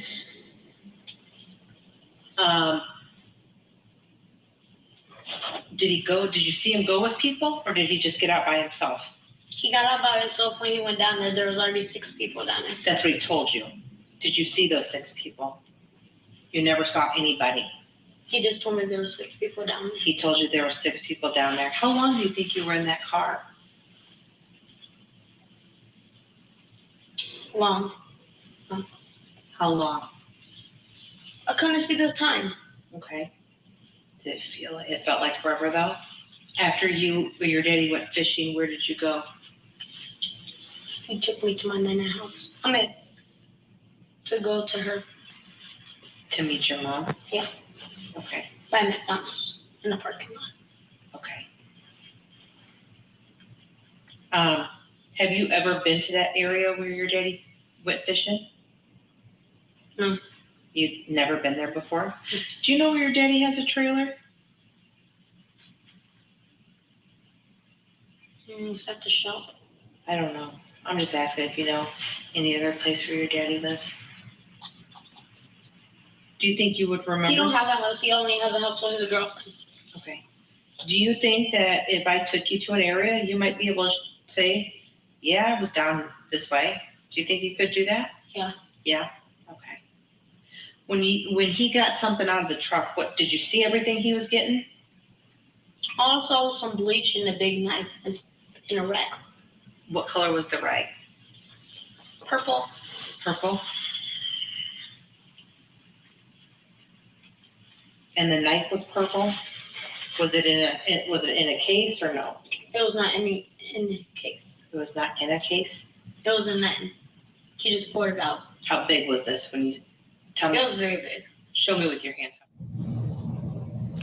We got a knife, bleach, fishing. He stays in the car. A lot of the facts we know about the case seem to be coming out through this little boy.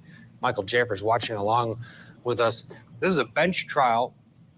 So a jury would have trouble parsing what the child is saying out. How about a judge, though?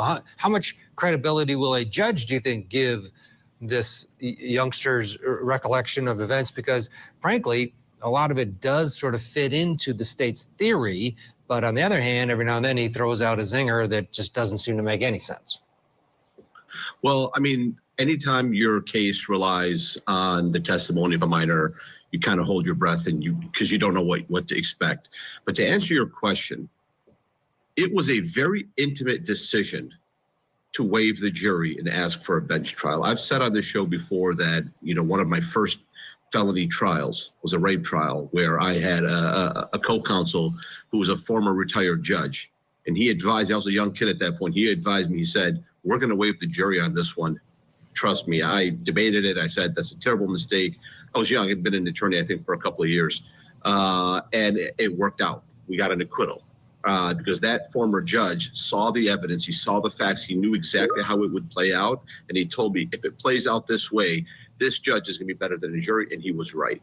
So to answer your question, the way this judge is going to look at it, I have to assume that the defense attorneys knew that this was going to come in, and they made the calculation that a judge would be better for their client than the jury. So we still don't see the balance of it.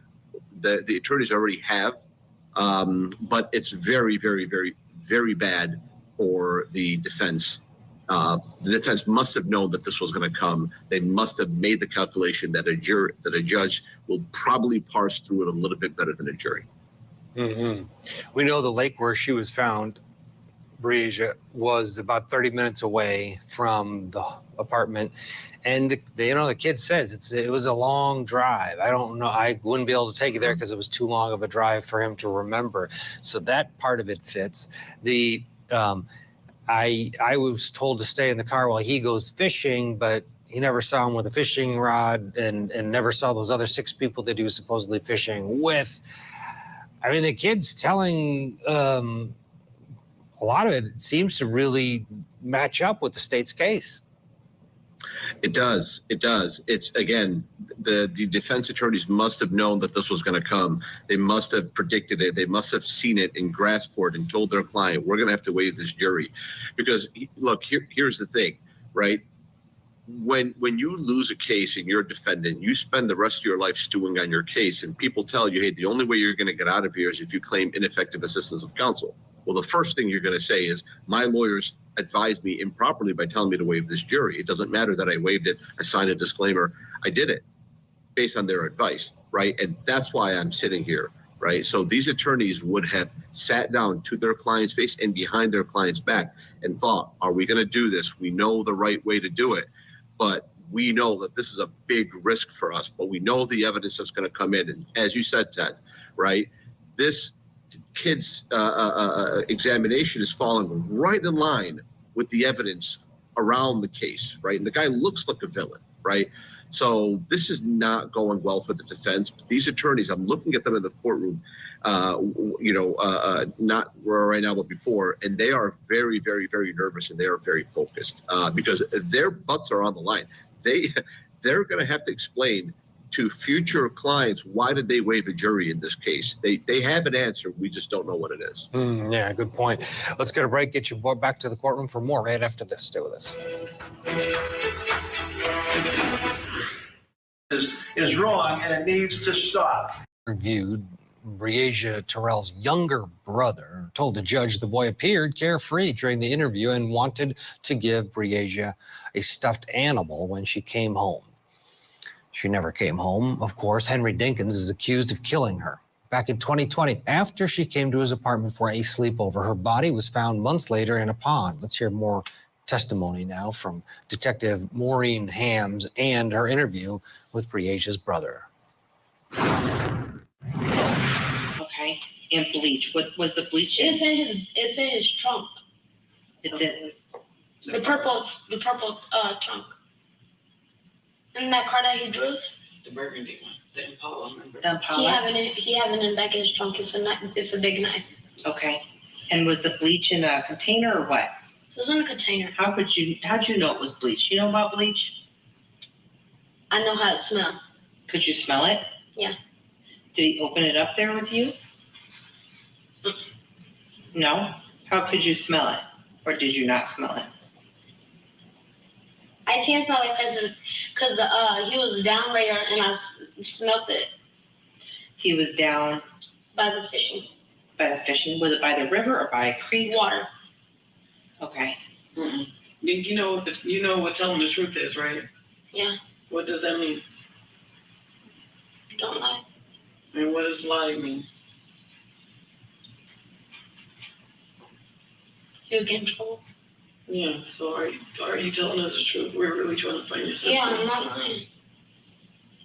Okay. I believe you. I believe you. So after the sun rose this morning, your daddy took you fishing. He told you he was going fishing. And then after you saw him go down there, he said there were 6 people that helped him. You said something about $100. What happened with the $100?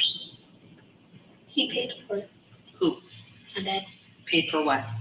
The fishing pole. Did you ever see the fishing pole? Yeah. Where was that at? It was down by a car place. Down by a car place.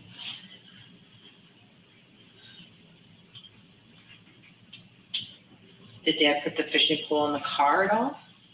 Yeah, it was in his trunk. It's in his trunk too? Okay. All right, just hang tight, okay? After you went there, your dad took you to Grandma's house. Is that right? Where'd he go? My mom took me to the house. I could put the stuff on. You met Mom at McDonald's, is that right? Yeah. Okay. Did your daddy call your mom while you were in the car? Yeah. What did your daddy say to your mom? All he told my mom was meet her at McDonald's. Okay. Do you know what time that was, Aisha? 8:08. It was at 8:08? What's the time of the phone call, yeah? So 8:08. So probably like 8:13 to 8:15 because that's a little distance from like Checkers and McDonald's. Which McDonald's are we talking? East Kimberly. Yeah, he's gonna do it.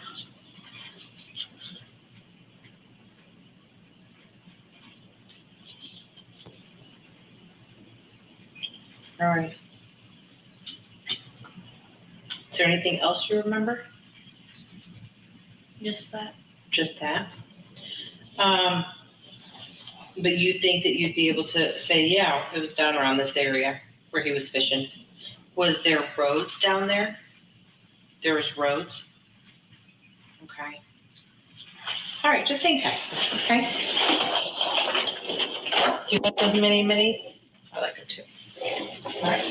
All right. My friend told me that my brother said that he had left my charger downstairs because like my phone had died and stuff. And I know What kind of phone is that? it's an iPhone. Here, I have a plug. I'll plug it in. Okay. All right. I do have to lock the door, but okay. Come here. All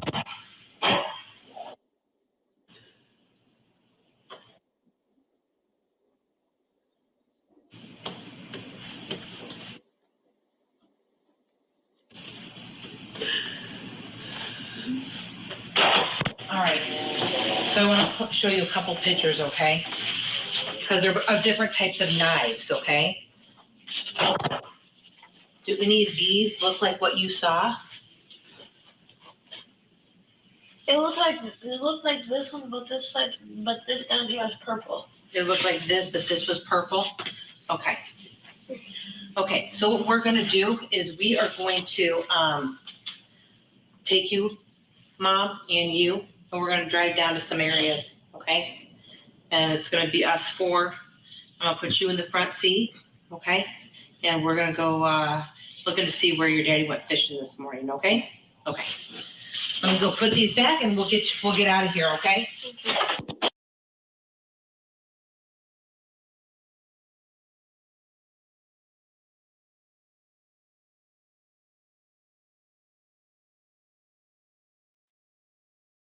All right, son. What's up? I don't know. Some of the things that he was saying did match up to what the adults testified to. Mm-hmm. So the judge is probably going to take that or whatever. Uh-huh. And then the thing about having a bench trial and having a jury, Mm-hmm. I'm kind of skeptical on that.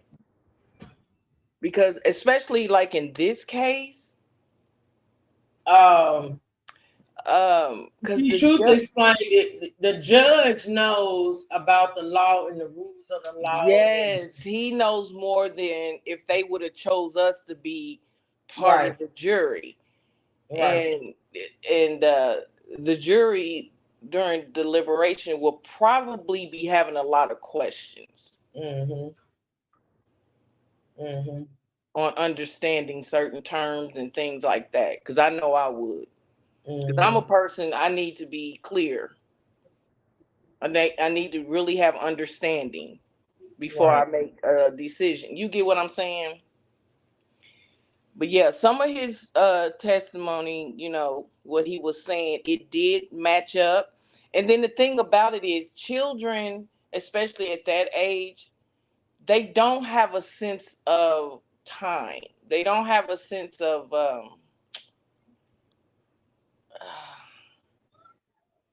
because I think he was getting certain situations kind of mixed up. He could have got a lot of situations mixed up. I mean, 8 years old. Yeah, It's it's a like lot. he knew what he was talking about, but he couldn't put the shit in order. Mm-hmm. I think Mm-hmm. that's what I'm trying to say. He couldn't place everything in order as they occurred. He couldn't do like a timeline per se. Yes, Mm-hmm. I think he was getting mixed up with that. But again, he's only 8. You can't expect him to really set up, like you said, a timeline. He can't do that. Where did we? You know what? I should have been looking for this, but I was so engrossed in that interrogation. Where did we end as far as testimony, y'all? Because I got it pulled up, but I think it skipped back. Do you remember? I think we had finished, if I'm not mistaken, You had finished with Andrea, right? Andrea. Okay, great. Let me go The to chat that. can verify that, but I think we ended with Andrea. Yeah, I think so too. Because that's Yeah, that's the big. ask questions. Some of the it does a lot of it does match up. 3 years ago, matched up. Yeah. Mm-hmm. Yep. So now we're actually on day 5 of testimony. Let's hold on a minute, y'all. Come on up. Come on up. Let's see. Oh, we doing good. We doing good. We doing Now good. ask Okay. questions. Remember, we was listening to Andrea, the No, we girlfriend, listened to right? yeah, we listened to Andrea ask questions. We got through all her testimony. Mm-hmm. And I think you ended it there. And I think next up is going to be the grandmother. Mm-hmm. I remember you telling me that because, of course, you cheated. Listen, girl, I just got to get to the end. I can't I wait. know, right? And then it's a verdict coming soon. It I is gonna know. be. That's why I'm trying to hurry through it. Oh well, this is not the grandmother, and this is day 5. This is a white guy. Let me see if the grandmother ever comes up. Let's see. This is a cop. Oh, this may be. Let me see. This is a cop. I Were don't we see. done with day 4? That's what I'm saying. That's what I thought. Day 4 ended with Andrea, but let me see. Let me see.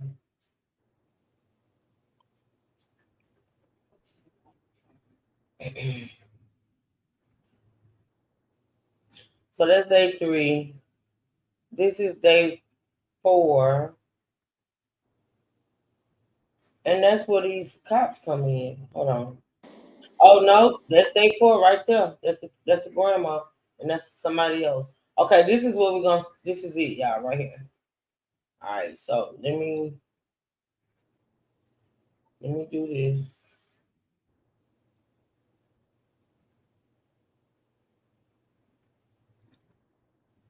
All right, so day 4, y'all. Day 4, day 4, day 4. Here we go. So I find him to be accurate. The day it took him, and they went to get a physical photo. Absolutely. Okay. All right. So here we go, y'all. And penis and scrotum. Okay. Let's. I left during the. I hate Kenny to the stand.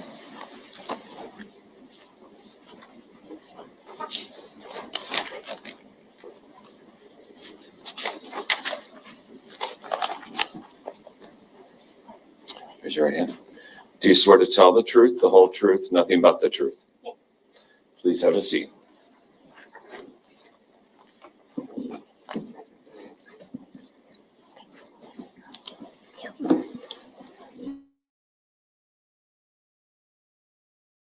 Your first and your last name. My name is Amanda Kenny, AmandaKenney. What is your occupation? I am a nurse practitioner in DeWitt, Iowa. Okay. And then what was the nature of your occupation back in July of 2020? I was a nurse in the emergency room at Genesis West in Davenport. Just very simply, could you give us a perspective of your educational background? I have my bachelor's degree from St. Ambrose University in nursing and now my master's degree as a nurse practitioner. Were you on duty on July 10th of 2020 there in the emergency room of Genesis East Hospital? Genesis West, yes. Oh, with Genesis West, thank you. I'm sorry, I apologize for that. And then sometime during the evening, did 2 law enforcement officers from the Davenport Police Department bring in a gentleman by the name of Henry Dinkins? Yes, ma'am. Okay. And what was the purpose for bringing Mr. Dinkins to Genesis West Hospital? They wanted evidence collected off of him, DNA samples. Okay. Were you the individual that was assigned to collect various DNA samples from Mr. Dinkins? Yes. Now, is Mr. Dinkins present in the courtroom today? Yes, ma'am. Could you please point him out and identify him for our record? The gentleman on my left wearing the maroon or red button-up. And Your Honor, may the record reflect the witness's identification of Mr. Dinkins? The record shall so reflect. Okay. Where was Mr. Dinkins taken in the hospital for the purposes of being able to collect various samples from him? He was brought into a private patient room within the emergency room. And as you went through the collection process, were the law enforcement officers present in the room to observe that collection process? I believe so, yes. Okay. All right. Now, describe the various samples that you collected. I believe a cheek swab, under the nails, palms, and penis and scrotum. Okay. Let's talk about the swab that you took from Mr. Dinkins' cheek. Were there buccal swabs that you were provided or had that you utilized to collect samples of his DNA from within his mouth? Then as far as the collection process where you were collecting samples underneath his fingernails and even under his hands, how does that process work? For under the nails, it's like a wooden toothpick tool, and then the evidence is put into like a white envelope. Okay. For the buccal swabs that was taken from his cheek, once you were able to swab the inside of his cheek, what did you do with those buccal swabs? The Q-tip is placed in a envelope and sealed. All right. And then as far as the penile swabs are concerned, describe how a penile swab is performed. A dry Q-tip is dampened with either saline or water and then run over. Once that process was completed, what did you do with the various swabs that you've described? I believe they were sealed with the officers. And did the officers take control of those items of evidence? Yes, ma'am. Did that conclude your involvement in this matter? Yes. I have no further questions, Your Honor. Mr. Waters. Ma'am, just briefly, what time did those two police officers bring Mr. Dinkins in for the testing? I don't know exactly, but I know it was evening time. After 5 p.m.? Yes. Okay. And then on July 10th of 2020, when he came in after you performed those 4 tests, you didn't do anything further than simply swab or take something out of his fingernails, correct? Correct.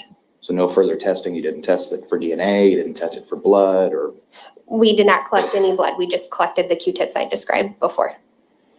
okay. I don't have anything else. Thank you. Thank you. Ms. Cunningham, No, Your Honor. you may step down. Your Honor, the state calls Danita Gardner to the stand.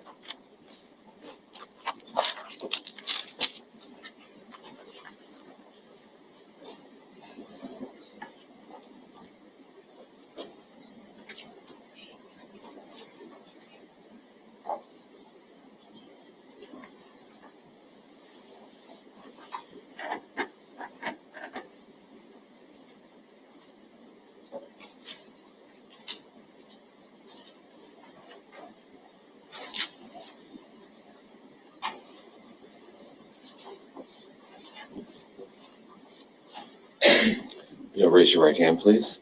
Do you swear to tell the truth, the whole truth, nothing but the truth? Yes. Please have a seat.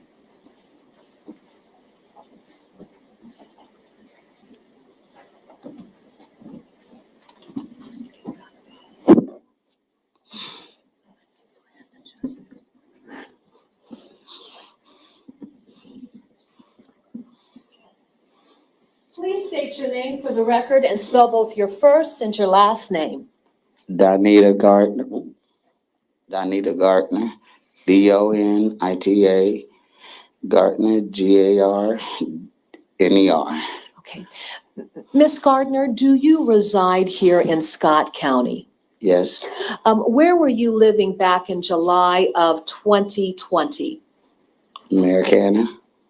Do you recall your specific address at this time? Yes. And what was the address of your residence? 614 West 63rd Street, Apartment 1. Do you have children? Yes. How many children do you have, ma'am? 4. What are the names and ages of your children? Kashana, she's 40. DeMarcus, 37. Lakeisha is 33. And Aisha is 31. So is Aisha your baby? Yes, ma'am. I would assume then that you are also a grandmother. Is that correct? Yes. How many grandchildren do you have altogether?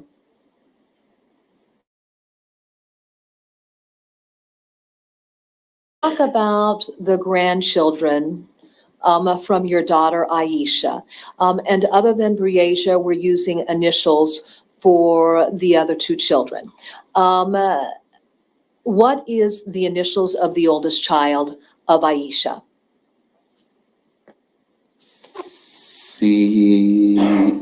CS. Okay. And then who would be the middle child? DL. Or the middle child, not the youngest child, the middle child. Brazier. And then the youngest child is who? DL. All right.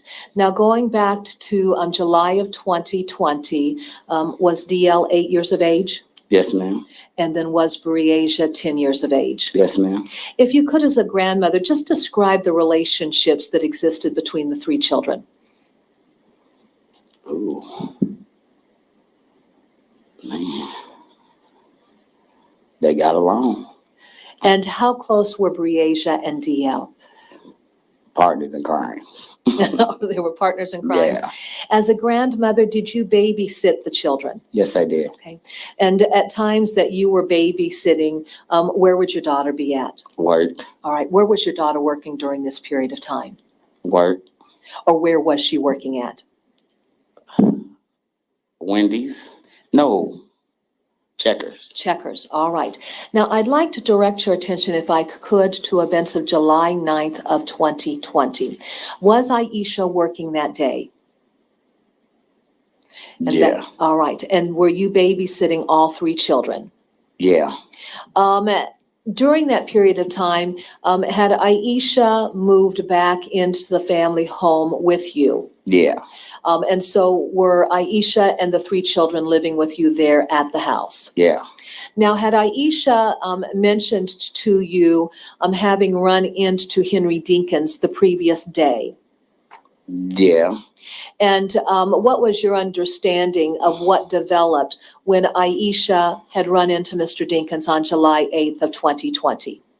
You mean July 9th? No, July 8th, before the day of July 9th. Did you know that they had run into one another on July 8th? Yeah, but I didn't know until the 9th that DL supposed to go with his dad. All right. And that's what I want to talk with you about.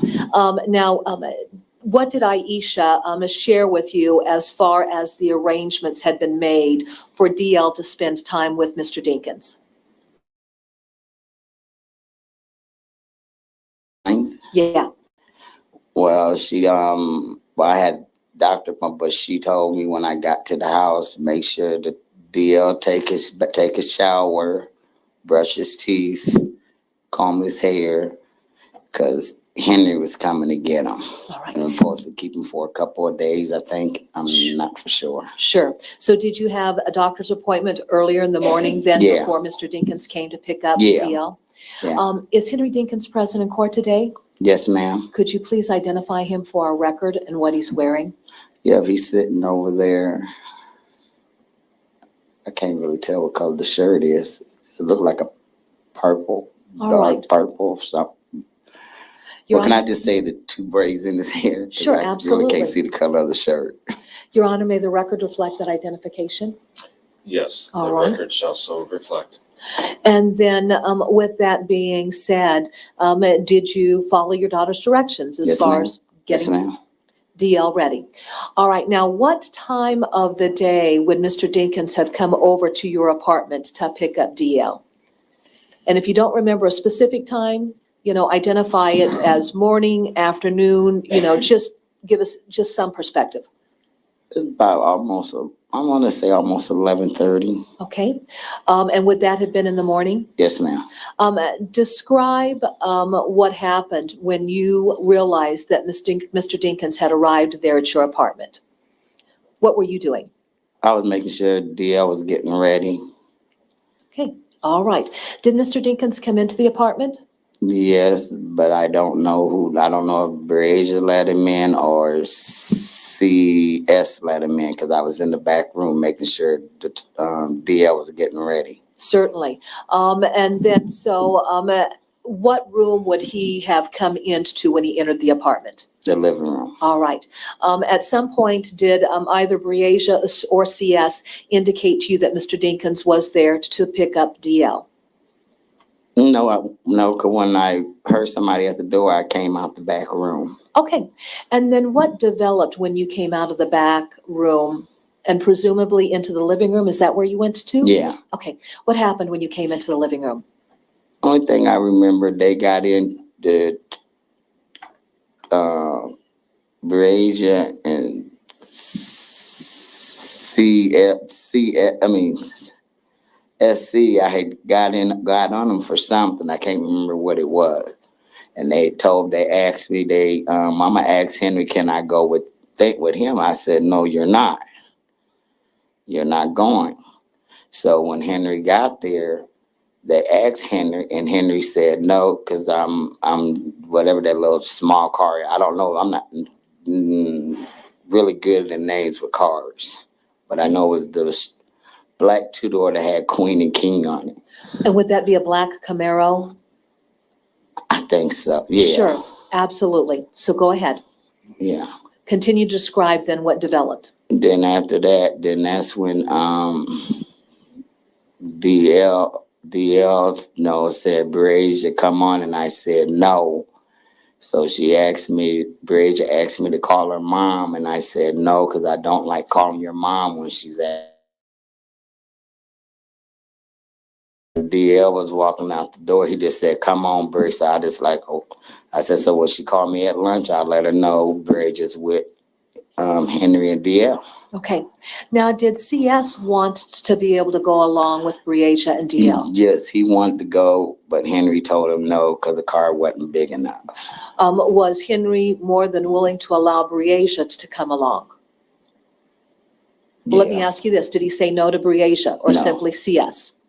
No, he didn't say nothing. Oh, well, he did say at first the car was too small. But when DL told Breasia to come on, she just went on out the door. All right. Did you contact your daughter to notify that Breasia had also gone along with Mr. Dinkins? No, I waited until she called me because I don't like calling her when she's at work. Absolutely. Conversation that you had with her. Well, when she called me, she asked me, did Henry come and get DL? And I said, yeah. And I let her know that Breasia went too. And she said, oh, okay. And that was it. She said, well, let me call them. That's the last conversation we had. All right. At some point after your daughter got off work that day, did she return back to the apartment? Yeah. And then what happened when Aisha got back to the apartment? When she got off work, she came to the house and got clothes for Breasia and DL and took them over there. Okay. Do you recall, Ms. Gardner, what the weather ended up being like that evening after Aisha had gone to take the clothing over to where Mr. Dinkins was staying at with the children? Raining. Okay. All right. Now, after your daughter left, did you get any call from her to tell you about what was going on relative to the weather and her return home? Yeah, she told me that she dropped the clothes off. Can't think of the dog's name, but her and the dog was in the car and she had to pull her because the rain was coming down so fast she couldn't, see. So she pulled over until the rain slowed down. Okay. And then did your daughter end up coming back to the apartment? Yeah. Okay. Now, what was Aisha's activities there at the apartment when she got home that evening? Basically, she took a bath and lay down. All right. And then did Aisha sleep throughout the night and into the morning of July 10th? Yeah. All right. Now, did you become aware that Aisha was being called into work early outside of her normal schedule, her scheduled time of 11 o'clock? No, I didn't know. Okay. At any rate, did your daughter end up leaving for work during the early morning hours of July 10th of 2020? Well, I didn't know until she called me about Breasia because I thought she was still in the living room asleep. Okay. Where were you at that created that impression that your daughter was still in the living room asleep? Were you still in bed? Yeah. Okay. All right. So you didn't realize she'd been called into work early? Yeah. All right. Tell us about the call that you got from Aisha then. Oh man, I was still asleep when she called me. I can't remember the time, but I don't think it was between 8:30, 8:40. Wait, it was in between somewhere up in there. Sure. When she called me and she said, "Mom, Berasia missing." I'm like, "What you mean Berasia missing?" She said, "Henry said Berasia missing." And I was laying there, and then, from her tone of her voice, like she wanted, like she wanted to cry. So I jumped up. I'm like, "What the heck you mean Berasia's missing?" She said, "Mom, Berasia missing." I'm like, then after I said that, then she said, "Well, I'm finna bring Detorius over to the house so I can go down to the police station and make my do the police report." And I said, "Okay." All right. As a grandmother, emotionally, when your daughter had imparted that information to you, how were you feeling? A little bit in shock. Sure. Let's talk about Breasia. What type of child was Breasia as far as her sleep? Funny. But me and her always, always played around, She didn't like when I used to call her my she. She'd get mad at me and then she'd be ready to beat me up. Oh, sure. Yeah, and just beyond her playful nature, when Breasia would go down for bed at night, how would you describe her sleep pattern? Was she prone to get up? When she sleeps, she sleeps. Okay. Had you ever known Breasia just to get up and wander off in the middle of the night? Oh, no, she's not at nighttime. No, if her mom if I used to send her outside at night, she's not going out there by herself. Okay. And how did Breasia feel about going out when it was dark outside? She didn't. She didn't? Not by herself. She wouldn't. All right. Just based on your, relationship with Breasia, was she the type of child that would ever get up in the middle of the night and wander off? No. All right. Did you become familiar with the Jersey Meadow apartment complex as a result of Breasia having been reported missing? And that would be the apartment complex where Mr. Dinkins was staying with his girlfriend, Andrea Culberson. Well, I didn't know where he stayed at. Sure. Let me ask you this. Was this an area that Breasia was familiar with at all? No. Okay. All right. Did you then have an opportunity to assist in various searches that was being conducted by the Davenport Police Department and members of the public who were providing assistance? Yep. And then tell me about your, different experiences relative to searches that were being conducted.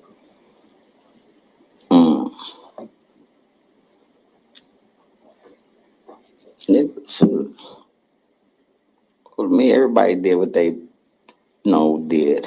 Sure. And I appreciate that. But, I was maybe out there for a week before I ended up getting really sick because the sun. Sure. Then I ended up stopping. Then, they kept on. All right. The events that you've described, that they occur in Scott County, Iowa? Yeah. And I have no further questions. Thank you. Mr. Freeze or Mr. Waters? Good morning. Good morning. Ma'am, I just want to talk to you a little bit about. Okay, fine. Give me a second, right quick, and we're gonna talk about that first part of her testimony. Talk to the people for about a minute. Listen to this voicemail, okay? If you can. Okay. Just a side note. Why she sound like she smoked 2 packs of what's them cigarettes back in the day, Benson and Hedges. What about Benson and Hedges? You said what you saying that Okay, so for me, listen. Okay, so we just talked about how Aisha as a mother pretty much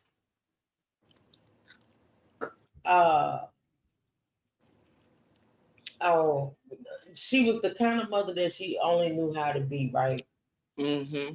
My first impressions of this mother, very, beautiful, beautiful woman. Of course, she was active in her grandkids' life. She got a lot, 16, that's a lot.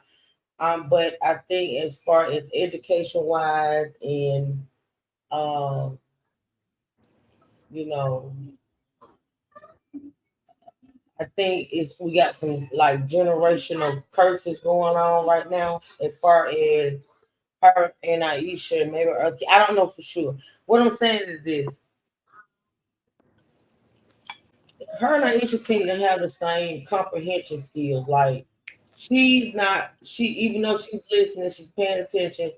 She's not really comprehending a lot of what. See the prosecutor, the way she words her questions, they don't grasp on to them too quickly. Y'all try to get what I'm saying? Mm-hmm.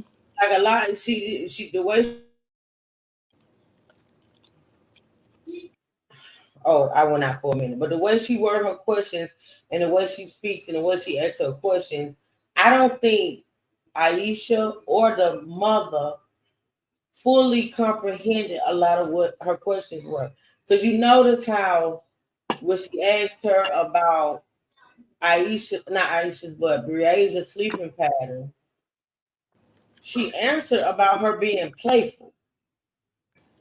See, she didn't understand her question. Mm-hmm.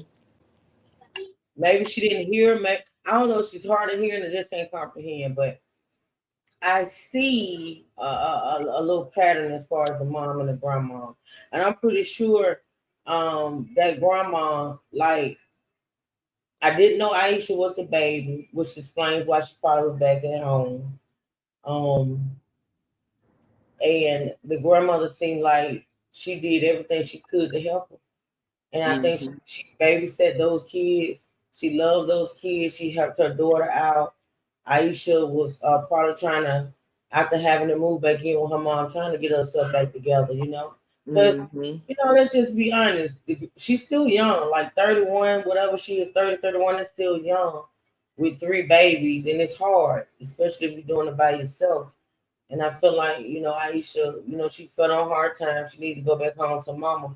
And I feel like this grandmama right here reminds me of Big Mama. She's always there to babysit. She's always there to help. Um, I do think though, let me say this. I think that when she told Breasia no, that should have been it. DL should not been able to say, come on, Breasia, let's go, and Breasia leave.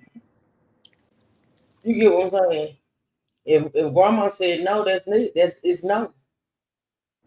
And she said that she said no, and then maybe, and see, like I said, and I'm gonna say it again, maybe she felt like DL needed his big sister. She sensed that, and that's why she let Breasia go.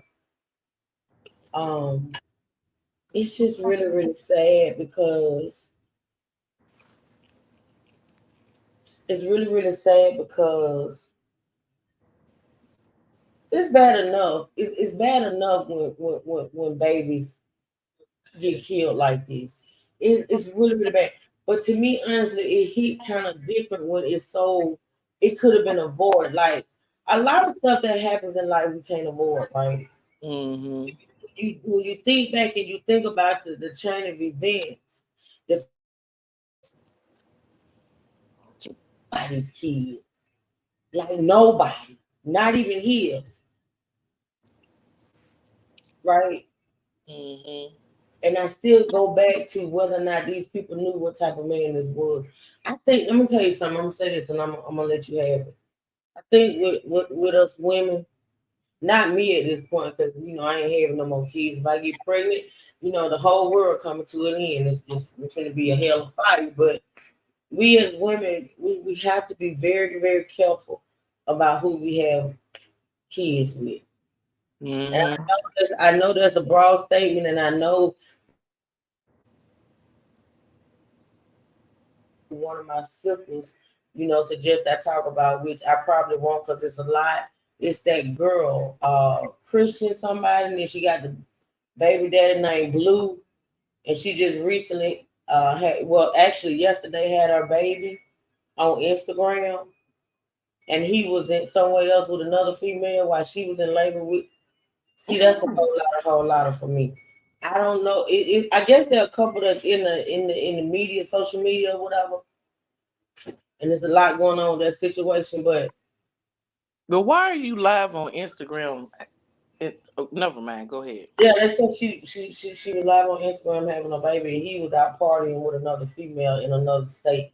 But I said that I brought them up to say this with these men, like today. You gotta be careful who you get if you have babies with, honey. It's just so much Blueface. That's it, Mr. Little Blueface. That's his name. It's just that it's a whole lot. That's all I'm gonna say. I pray over my grandbabies because I know when they get grown, this world's gonna be a mess. If this world is still here, it's gonna be a mess. Now let me ask you this: if you have that jacket on your back as being a, what is that damn word, chomo or whatever? Chomo. Okay. Get it That together. that Get it together, fun. Chomo. okay. That doesn't necessarily mean it had to do with children. Can it also mean that you No, because the sexually? CH, no, because the CH is No. for Listen to what children. I'm saying. Forget that acronym shit in the chat. I was trying to You use the one that stress the acronym. to cover up not saying the damn actual term that I want to use. Shit. Um, Okay, go. could it also mean uh hell, I don't even know if you can say this word. That you sexually assaulted women. Can you have that jacket on your back under that same term? I don't think so, fun, because I think maybe that's Or gonna be is that another story. only for the SO, only for, that's my fucking acronym. How about that? I The think it's only SO is for the only children. for children. Yes, Is that correct? I think Chomo is specifically for children because the CH is for children, child, and then the other No, is see, for you're going by the acronym. That acronym was made up to what they said to not get flagged or whatever. Okay, right. Okay, That's not actual a legal government term. no, it's not. Okay, so Yeah. this is my question: Mhm. does SO only mean children, or does it also mean Adult women. yeah? I'm not for sure. Because I just call it what it is. I don't use all them. And even when I speak, y'all see, even on this show, if it Yeah. get flagged. I mean, I don't want it in my chat, The but I reason, just say what it is. I don't use right? all that. Okay, so this is why I'm asking: if a person is a sex offender, and if you sexually offended women or what have you, the reason why I'm asking you this is probably because maybe that's how she took it. Maybe he sexually assaulted another woman or something, and not children. That's why I'm asking that. Well, I tell you one thing. I'm not for sure, but I will say this. Cool Breeze, happy, blah, blah. Thank you, Cool Breeze. Love you all going to real. Okay, sweetie. Thank you for dropping in. Listen, I will say this though, fun. Do you remember the baby saying that old boy came in the house yelling and screaming at Andrea about some orange juice? Uh-huh. Now I'm not gonna say that he physically abused her because we hadn't heard that, right? We hadn't heard that. We do know that she was intimidated by him though. And the fact that the boy witnessed him yelling and screaming and at Andrea, whatever her name is, about some juice, I think that woman was petrified of that man. And it kind of explains a lot of her actions, like not questioning him about where Bree was, and not pushing the fact and not demanding that baby be brought back in the house at 3:30 in the morning. You feel what I'm saying? Mm-hmm.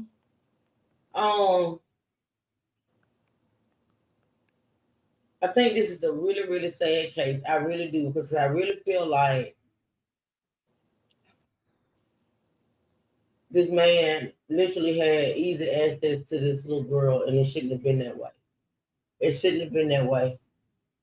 It should not have been that way, because she was in a home, and that's why you always have to know if you're gonna send your kids with anybody, even their other parent. You should know who resides in the house.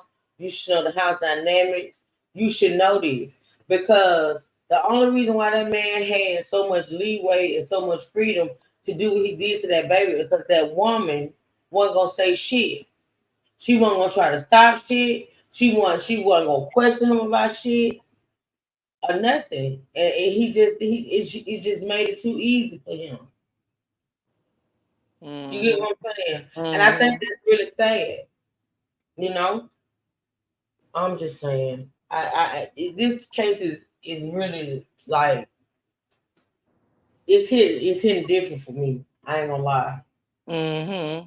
Because I keep fighting myself. Like I keep fighting myself, because I'm that parent that not in my real life that I know of, because of course people may talk and say shit that I don't know about it, but as far as me and what I know, I'm just saying on social media, with these demons on social media, I'm that parent that some people have said, well, if it weren't for you, your son would be dead, or how did you raise your son? Why is your son dead? And what mistakes did you make? What didn't you do? What didn't you? You know what I'm saying?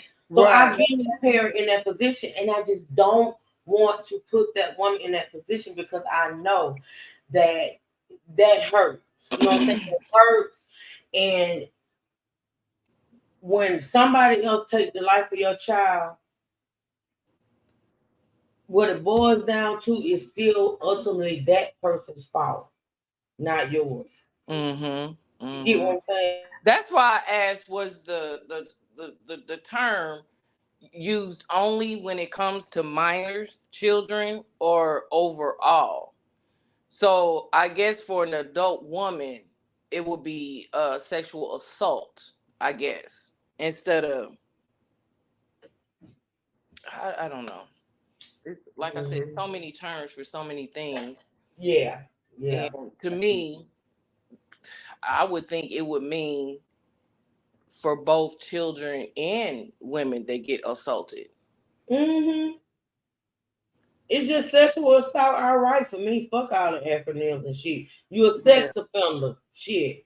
Yeah, and bottom line is the reason why he took that little girl out is to cover up what he did to that What little he did to her. The reason why he unalived her, as they say I should be saying, is because he did something and he didn't want it to. He didn't want her to tell it.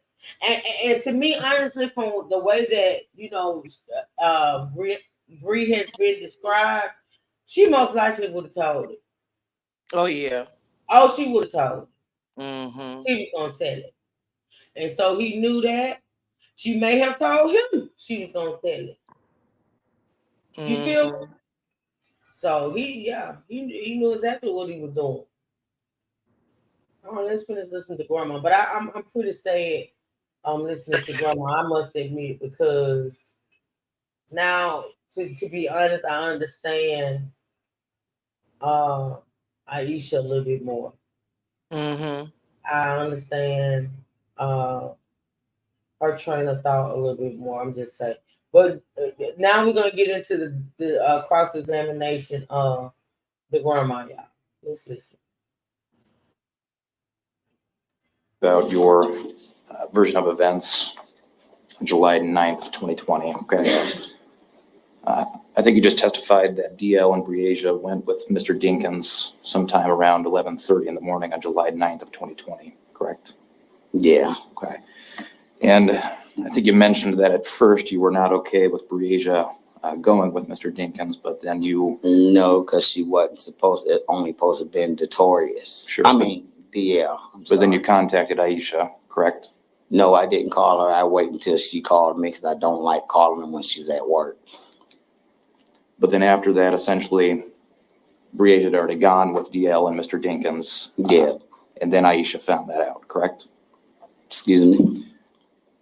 Aisha only knew after the fact that Breasia had gone with Mr. Dinkins and DL. Yeah. Okay.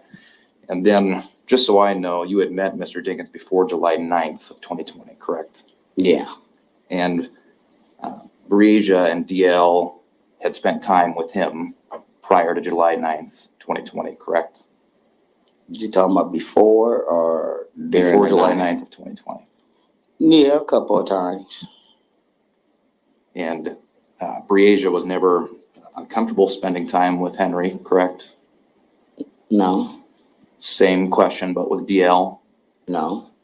Was CS ever uncomfortable spending time with Henry? Mr. Dinkins? No. Okay. In fact, she as in Breasia viewed Mr. Dinkins as a father figure, right? Yeah. You never saw Mr. Dinkins be mean or inappropriate with Breasia, did you? No. How about DL? No. Did he seem more constructive? Wait a minute. Was he a constructive father? No, I take that back with DL. Cause one time he got in trouble and Henry didn't whoop him. He made him jog. Made him run. He made him work out? Yeah. Okay. Did he make him do anything other than running? Just the running. Okay. Did he make him work out in any other way? No. Okay. Did he ever do that same thing but with Breasia? No. Okay. How about CS? No. I think a little bit in your testimony you had mentioned that, in your opinion, if Bree would be outside, she would be uncomfortable, right? At night? At any point in time, she would be uncomfortable if she was No, that's outside not alone. what she said, asshole. This only at night. He said at night. Come on, Grandma. Correct him. You see how he trying to, you see what he doing on the phone? Yep. Ooh, Trying to put words in her mouth. I hate when people do that. Uh-huh. She said at night, asshole. I said what I said. Come on. During the day, she was all right. And she would have come and knocked on a door, right? Yeah. Okay. And that was typical of her? Yeah. Okay.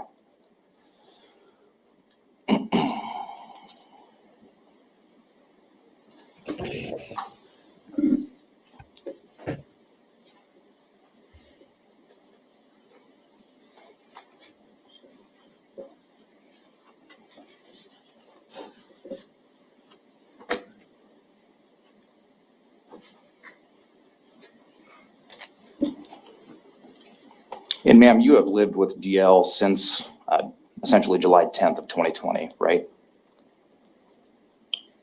When they moved in with me?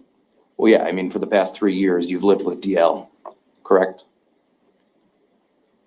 Talking about now or what? Well, when did they move out?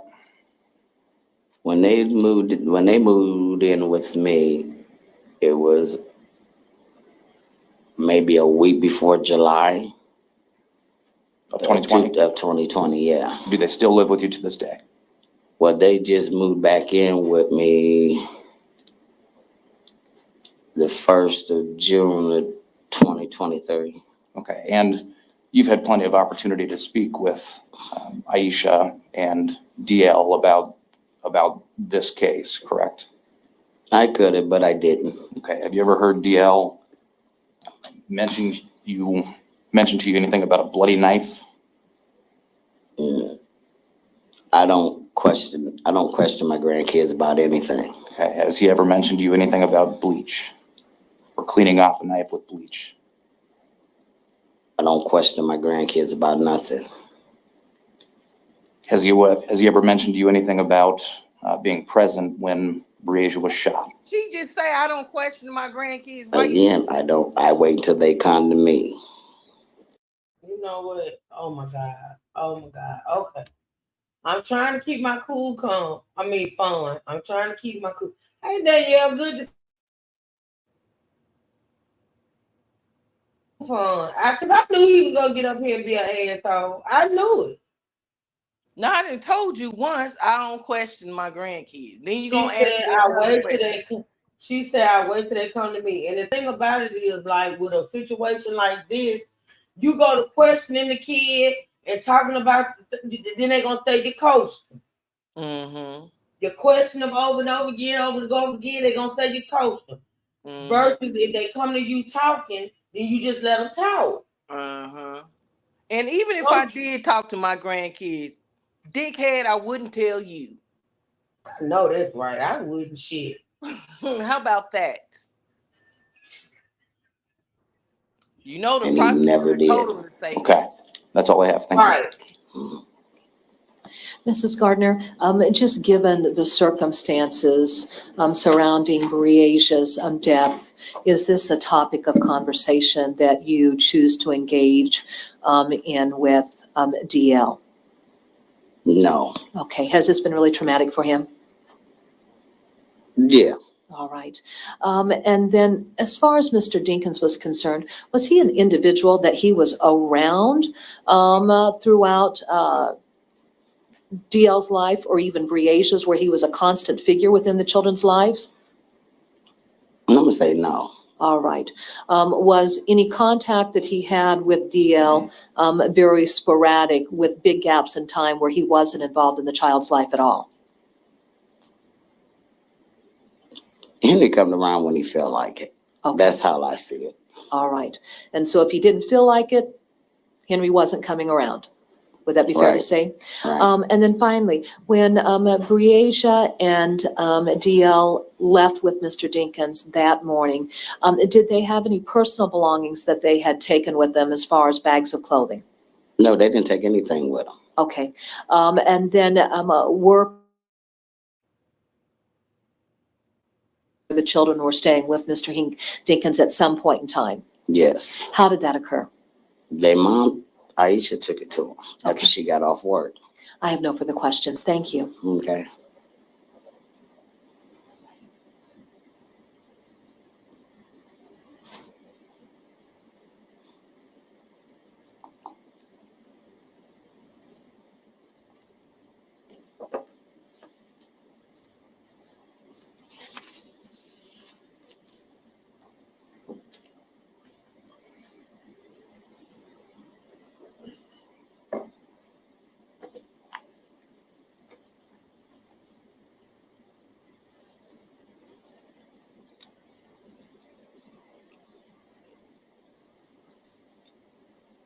Mr. Waters, I don't have any further questions. Thank you. you may step down.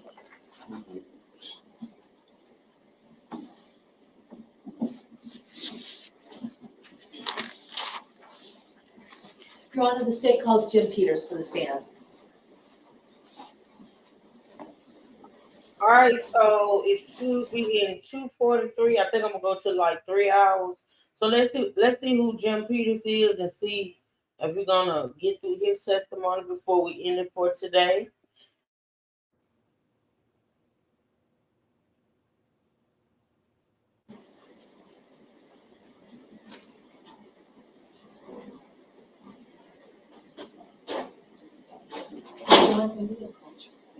Excuse me.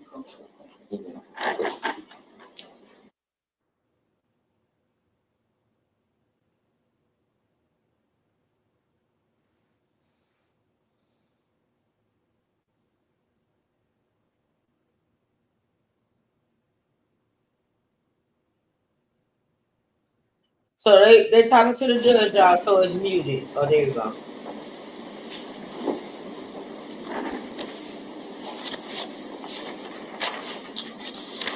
One moment, Ms. Cunningham. After conferring with counsel for the state and defendant, Danina Gardner is released from any further witness responsibility in this case. Thank you. Sir, if you'll come forward. Raise your right hand. Do you swear to tell the truth, the whole truth, nothing but the truth? Yes. Please have a seat.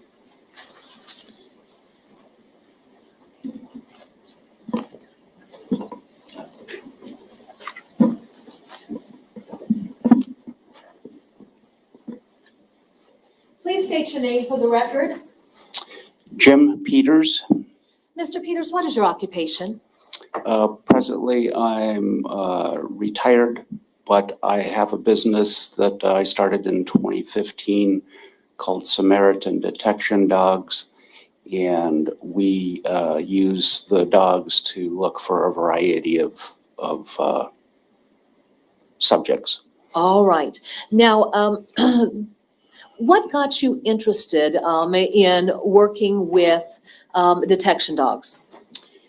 I worked as a paramedic for about 30 years and then got started in search and rescue, I think 1993.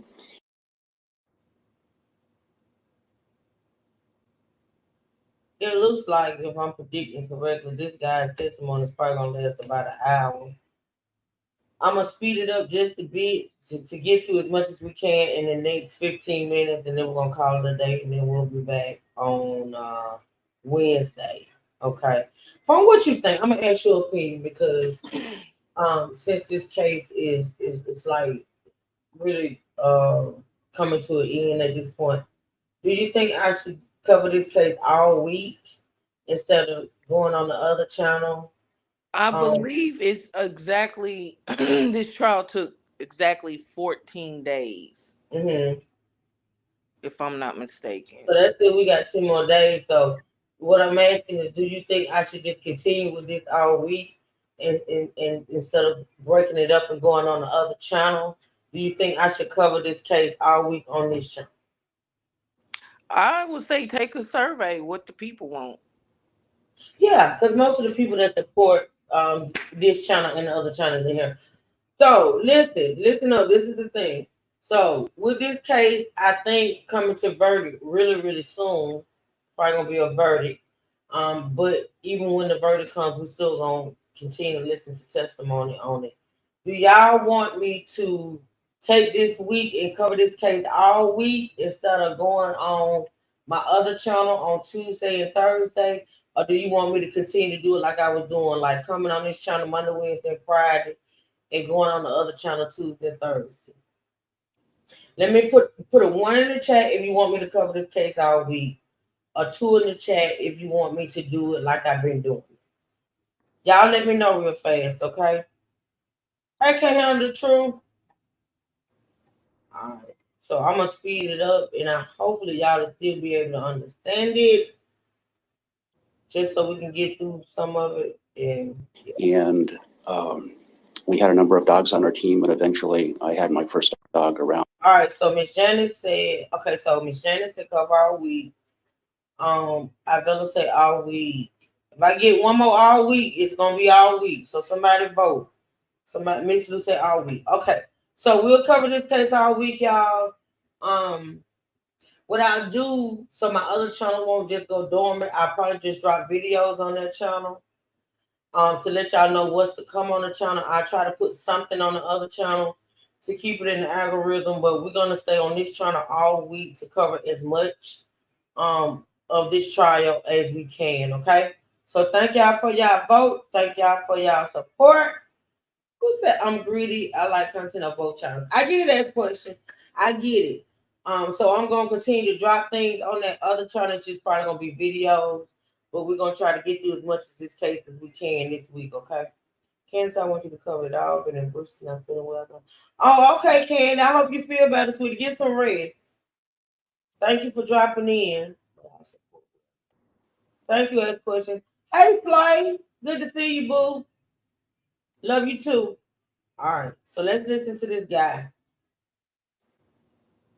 1999, I believe, and certified my first dog through the National Association of Search and Rescue in about 2004. When you talk about having dogs that were utilized in the context of search and rescue, give us some perspective of what types of tasks the dogs were trained to perform. I have a dog certified for trailing, which means that he can follow a walking subject or mobile subject. That same dog is trained in human remains detection, and that same dog is also certified for article search, as in finding a credit card or a cell phone that has human odor on it. Okay. With that being said, in July of 2020, how many canines did you have that you were working with? In regards to this case, I brought 2 dogs. And what were the names of your canines? The German Shepherd is Rocky, and the Red Heeler is Jojo. What are Rocky and Jojo utilized? For what purpose are they utilized? Jojo was utilized predominantly for human remains detection and historic human remains detection, and Rocky is also utilized for both of those. Okay. Now, can you explain the difference between human remains detection and then utilizing these canines in the context of historic remains detection? Sure. In a more contemporary or current situation where someone has gone missing, we are utilized to try to locate that subject. I've done a lot of archaeology work, most recently in the state of Nebraska, where it was verified by Dave Williams, the Nebraska state archaeologist. We located a Native American burial that was 1,000 years old. Okay. All right. And then how are these types of canines utilized in the context of historic remains recovery? We are assigned an area to survey, and we go out and make sure that, my job is to make sure the dogs get into the right places. And then when they detect the odor of human remains or human decomposition, then they provide an alert that's marked with the GPS. Okay. Let's talk about the types of training that you've had to undergo, as well as your canines, in order to be certified to do the search for human remains. I am credentialed by the National Association for Search and Rescue as a lead evaluator for certifying dogs owned by others for human remains detection, for trailing, and for article search. I trained with 2 peace officers who handled police canines, and then I was also certified by NASAR as a handler in each of those disciplines. Okay. Now, can you spell the acronym NASAR and then tell us what that stands for once again? Yeah, I'm sorry. NASAR stands for National Association of Search and Rescue. Okay. All right. So in total, how many years have you been performing this type of work? With a dog, probably 23 or 24 years. Okay. Is there a regular recertification process that you and your canine units go through as well? Yes, ma'am. It's a 2-year cycle. Okay. And then describe that recertification process. It's the same test as one does originally for the level that Rocky is at. We are required to do a vehicle search, a structure search, buried article search, surface search, and above ground. And then there's a blank area. What do you mean by a blank area? We're assigned to survey an area where there is nothing there to demonstrate that there's no false alerts. Absolutely. And by virtue of that type of training, how would you describe Rocky in terms of his ability to perform and accurately identify the odor of human remains? We started training when he was 6 months old, and he's solid. He, in my experience on both training and actual searches, he's never given me a false alert. And if he alerts, then I have to trust him. Okay. What about Jojo? How would you describe her level of performance? Likewise, in Nebraska, just this last summer, we were at a battleground where 2 Native American tribes had a huge battle, and in 5 days, Jojo identified 50 burial sites. Okay. And then with each of those burial sites, was there any type of exhumation, I guess that's the word that I'll choose to use, to determine if in fact there were skeletal remains in the areas that she had alerted to? That's a process that is currently going through the Indian Commission in Nebraska. They take their time when it comes to doing invasive kinds of searching. Absolutely. Now, speak to the issue of regular training that you engage in as well with your canines. You know, and the thing that I'm thinking about is the canines that are utilized relative to drug detection, you know, in the law enforcement world, where they will take them out weekly and then even monthly and do training cycles with other officers and canine units. Is that something that you also do with your canines who are trained to detect on the odor of human remains? Absolutely. Okay. Explain if you could. Absolutely. We train a minimum of once a week, sometimes more, depending on the opportunity to train with other handlers. And I typically, in the last few years, have used only human teeth because they're dry They're easy to get. They're not a biohazard.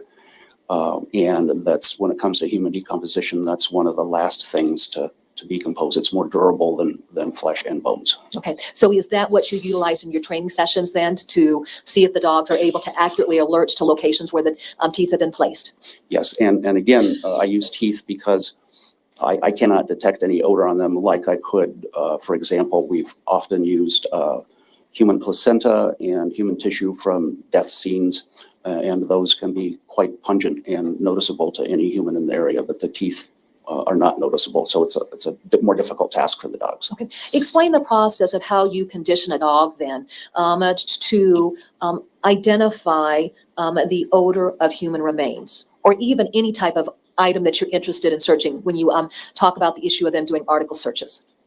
There's an initial process that can take a few months to 6 months or longer, where the dog is introduced or imprinted on the scent source. And then we use, the theory is in the beginning, the dog only sees a green light and there is a red light there, which means an opportunity for mistakes, but that's diminished at the beginning. And then we expand the area where the dog has to look.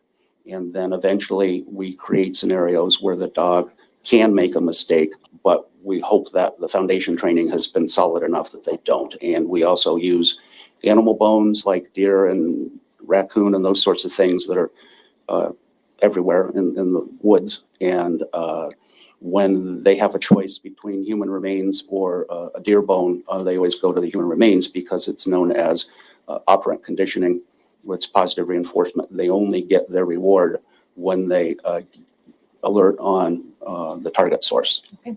Is that particularly important, recognizing that these dogs will often be used in an outdoor setting? Oh, absolutely. Okay. And then for JoJo and Rocky, have they worked in outdoor settings on a frequent basis? Yes.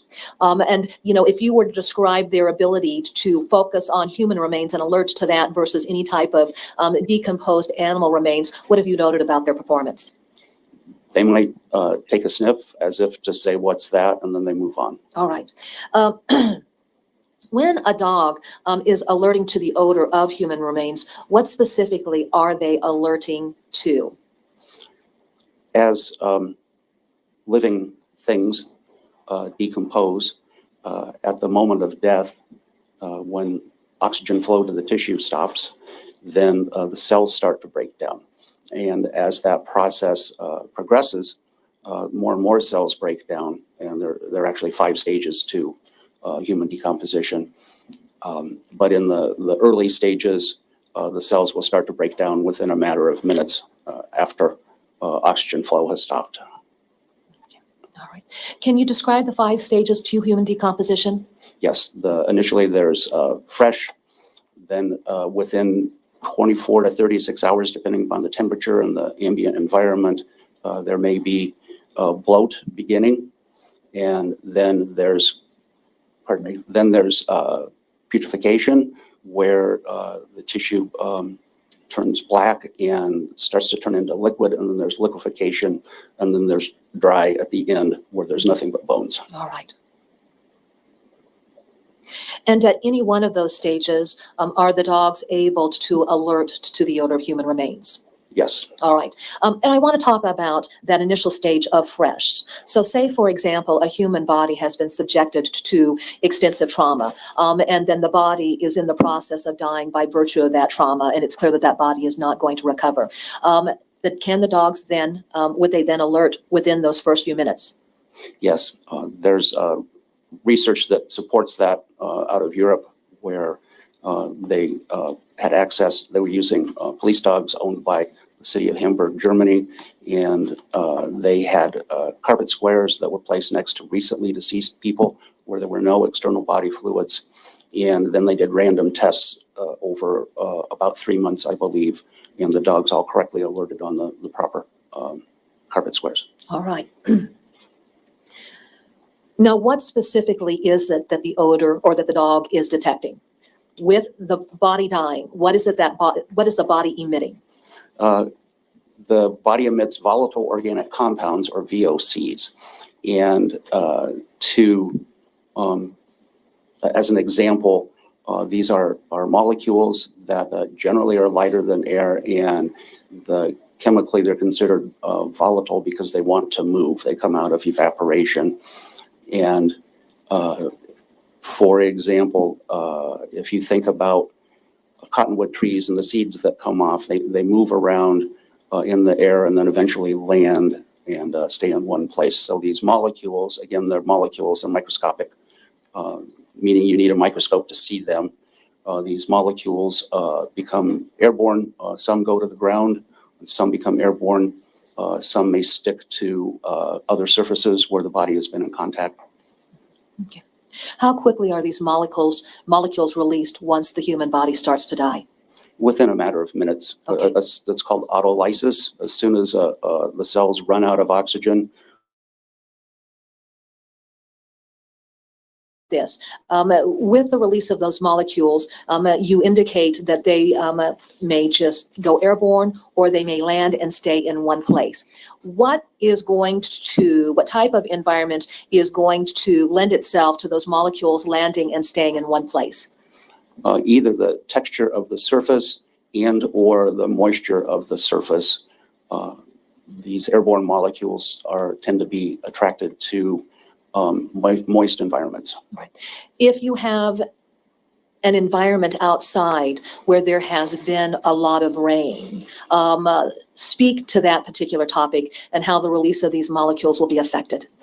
Some may wash away. It's been my experience on numerous cases where some will stick to the surface, and as it warms up after the rain, then they might become volatile again and move on to a wet surface where they might adhere to that. Okay. Give us examples of wet surfaces in an external environment.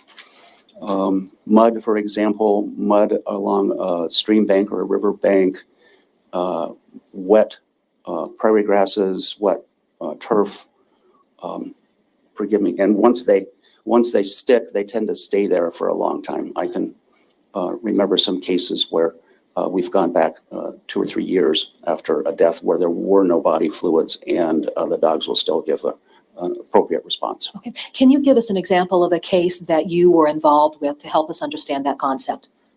And sure, in 2018, a young woman was murdered on a golf course in Ames, and we were called initially, and my job was to the subject had been found by golf course workers prior to my arrival. Within minutes, we were asked to check her golf bag and then find her path across the golf course where she had been chased.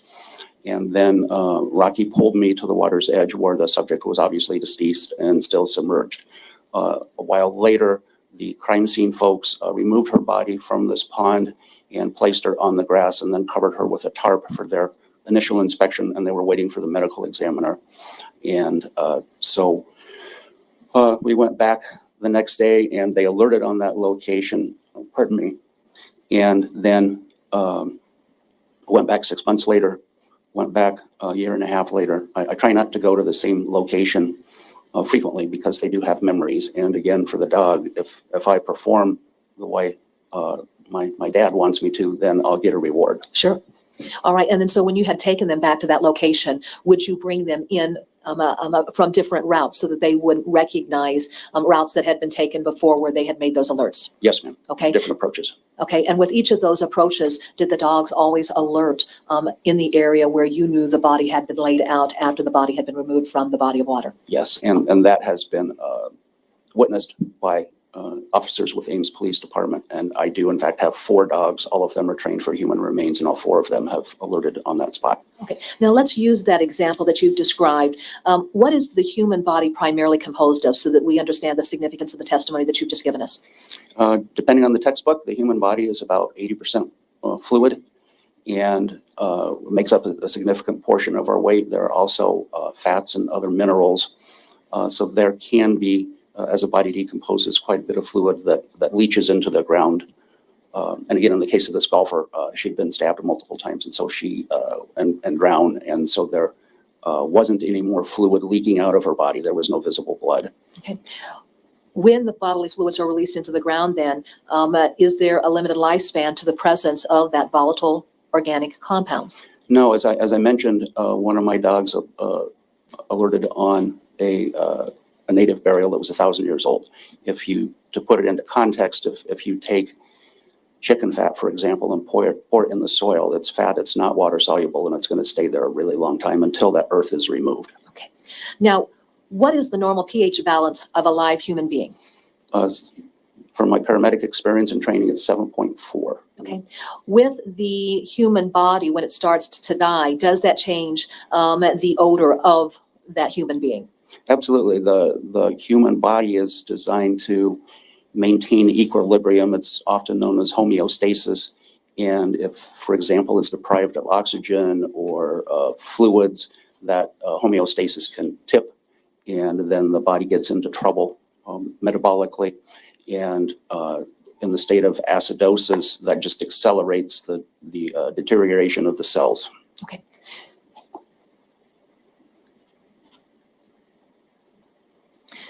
Speak to this issue if you could, Mr. Peters. You know, I think from a layperson's perspective, not having any understanding of this science, one would have the perception that a human body would have to be placed at a given location in order for the dogs to alert to those volatile organic compounds. Is that the case? There could be, if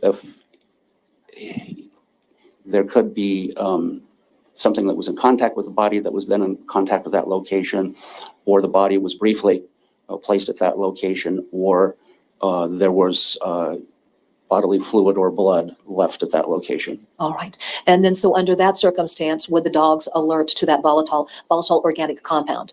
Yes, ma'am. Okay. Now, can dogs distinguish or can they identify who those remains belonged to? No, ma'am. Okay. So very just specifically, are they just alerting to the odor of some type of human remain decomposition? Yes. Okay. That being said, I want to direct your attention to an investigation being conducted by the Davenport Police Department on July 10th of 2020 involving a child by the name of Breasia Terrell who had been reported missing at 8:29 a.m. that morning. Are you aware of that investigation? Yes, ma'am. How did you become aware of that investigation? I was contacted later that day through our county emergency management agency that supports our search and rescue team. They had been contacted by the Davenport Police Department. And then I'm sorry, I don't remember the name of the detective that I spoke with on the phone, but then we agreed that I would meet them in Davenport Saturday morning. All right. The 11th. What time would you have met with law enforcement on July 11th of 2020? I'm going to estimate it was between 10 and 11 a.m. Okay. Where did that initial meeting take place? At the large historic building on Credit Island, on the east end of Credit Island. And when you arrived at that location, was there any briefing that took place? Yes. What was the nature of the briefing? I was given an overview of the situation, and then I was given my first area to survey, which was nearby, near the entrance to the park. Okay, all right. Now, when you indicated that you were provided an overview, what specific types of information were you given? That there was a child missing, and that the subject may have traveled to Credit Island. I mean, the person of interest may have traveled to Credit Island, and that was pretty much it. Okay. From there, I'd like for you to look at the whiteboard. We have a diagram, just so that you've got some perspective. Now, over on the left side of the board, we've got an apartment that had been diagrammed. Don't pay attention to that. But as you look at the other portions of the drawing, tell me, once you've had a chance to look at that, if you recognize what that generally depicts. That it generally depicts Credit Island. When I arrived before the detectives, and I traveled the entire roadway around the island, and then I met with the detectives near that historic structure. Okay. If I could, I'm going to have you approach the diagram, and let's just talk through this. First of all, I believe we're all familiar with the building that you're talking about, but just to be clear, let's walk through this. Now, as you are looking at the diagram, show us where River Drive is at. River Drive, or Highway 61 is here. Okay, and then what would represent the entry into Credit Island? This access here, and then that is what building is generally used. And then if you could go ahead and draw something to represent the historic structure. I'm going to say it's about right here. All right, thank you. Go ahead and take your seat.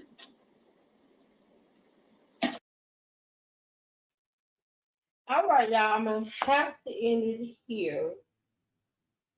I'm gonna have to end it here just because I had something else to do. But I intend to stop at 3 hours today. His testimony, like I say, is very lengthy, and Yeah, I got bored with Colonel Sanders.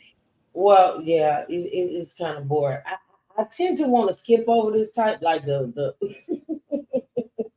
Be honest, I kind of fast forward through him. I ain't gonna lie. I ain't gonna lie. When I come back, I may fast forward to Colonel Sanders, and whoever wants to watch it can go back. I ain't gonna lie, cause it's like, okay, he worked with the dogs. The dogs came out. The dogs did this. Well, The he's dogs basically telling you what the dogs are capable of doing as far as human remains. But it wasn't okay. So let me ask this though, because you probably seen more than me. Now, it wasn't dogs that found her. But did No, they bring the dogs out after or before her remains were found? I want to say after, because I know, well, I'm to the part now where um it was three gentlemen that was just one day, hey, going fishing, and Right. they found her remains. Now, fun, what I want to be clear on before we get out today, which I probably watch General Sanders like off live, maybe if I find the time, just to be in the know of what he said. Let me ask you this: the area that they found Breonna, and the reason why I'm asking because I'm not clear, and I know you're a little ahead of us. The area that they found Breonna remains in, was it any area that they had searched before? You get what I'm saying? Like the area that they found her in, was it an area that was searched all this I don't time? know. I don't know if it was it. I haven't gotten to that part yet. Okay. Yeah, and That's the only spoiler alert I wanted because I'm just trying to figure out how the baby laid out there for so long, where she was, or maybe she had been moved, or maybe like how did they miss her? You know what I'm saying? So I'm real curious to know. well, you got to understand at that time everything was in full bloom. That means a lot of foliage, trees, leaves, bushes. So it's Right. easy to hide behind all of that wooded area with that pond or whatever. Right. And by the time, fall came where everything died, the leaves fell off or whatever, it's summertime. Her body probably deteriorated by then. Oh, In that absolutely. heat. Like her body had decomposed very badly. Yes. Mm-hmm. Yeah. Oh, E. I'm Brooks, just thank wondering you. what That's what I wanted to know, E. Brooks. Thank you. Now, with that being said, what E. Brooks just said, that goes back to me thinking he lied to her and she might not have known that he had an offense against a child sex and offender was is anyone. against an adult. Wait a minute. A sex offender is anyone, but the registry lists the offense. It specifically say what age. It specifically say what age range if it's a child, so it can be an adult. Do you mean it's specific? It doesn't say, because what you said don't make sense. What she's saying is, I guess if you go on the registry, you can see all the offenses. Correct me if I'm wrong, E. Brooks. There's a registry of all sex offenders, and it could range from children all the way up to the adults because they tell you your age. But if you saw him if she said it specifically say what age range if it's a child, Then if you knew if you know he's on the sex offender list and you go look, it's gonna tell the age of the child, right? Okay, well, we got to think of the mentality of the people we're talking about. I'm sure they didn't look it up. She probably took his word for it. And even though this is the thing though, fun, I would give credit to what you're saying. Even if she didn't know he was a child sex offender, even if she just knew he was a sex offender. Sex offending is sex offender. When it's a child, it's way worse. But as an act, it's bad all over. You know what I'm Well, saying? I want to say with her mentality, he probably told her she lied and said this and that, and it was da da da. Da. You know how men lie, and he And that's looks when like you a do your damn liar. research. You And do your damn research and you find out what the hell is going on. And you got this man around your kids and you have another baby with him. bottom line is, I just truly don't want to believe Sex that offender she to me knew is it was sex offender. Period. that it was. She knew it was a child involved, and she still let her children go with him. That's where I'm getting with that. I really just don't want to believe that she knowingly knew it was a child that he offended, and you still let your children be around this man. I'm really trying to find a way out for it. That's all I'm trying to do. And I could be wrong. So yeah, I just want to believe that he lied to her. Some woman lied on him and said I tried to sexually abuse her or whatever. Da da da da. Yeah, Ebru says she would have looked him up. It says under the age of 11. But I doubt if she looked him up. I doubt I it. guarantee you she didn't look him up. Yeah. Well,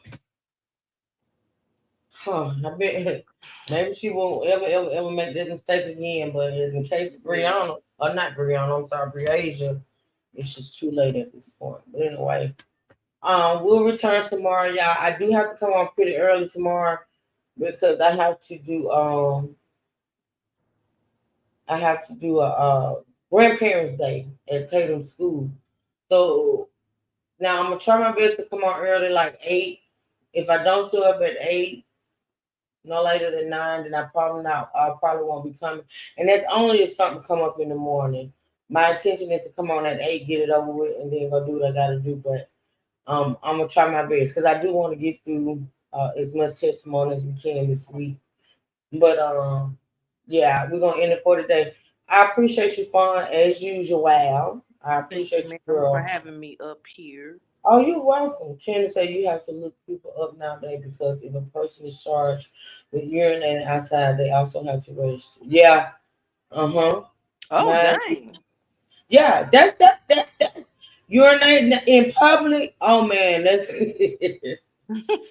mind you, she was 18 when she met him and she wasn't living in a yeah, that's true, Avila. That's true. I mean, an 18-year-old, no, she ain't had no mindset. To be honest, at 30 something, she probably still don't have a, I'm just saying.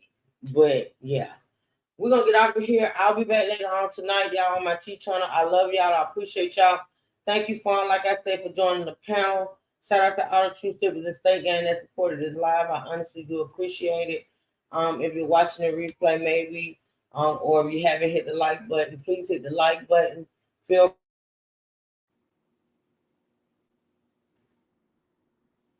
I don't know how much of that y'all missed, but I ain't repeating everything I just said. But I just love y'all and I appreciate y'all.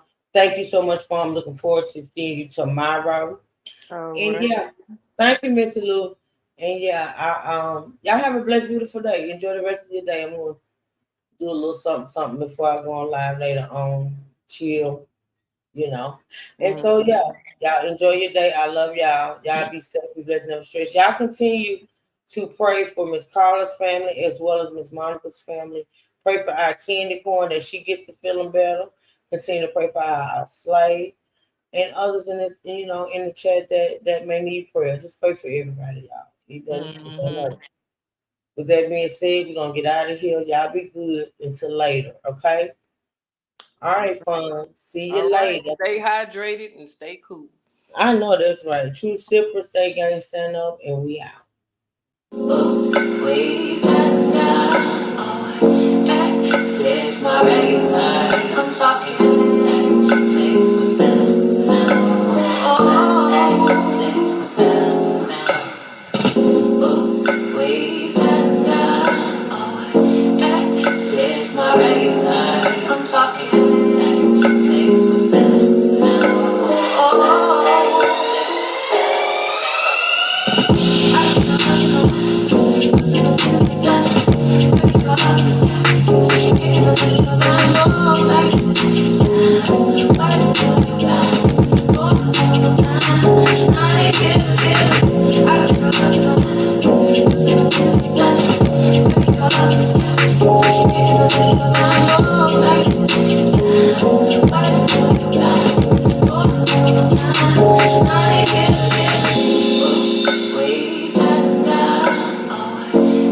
Access my regular.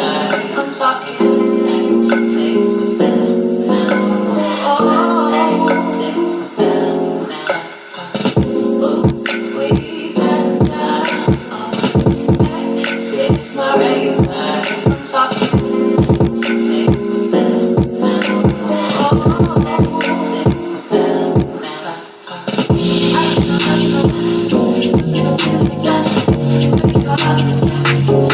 Takes my better.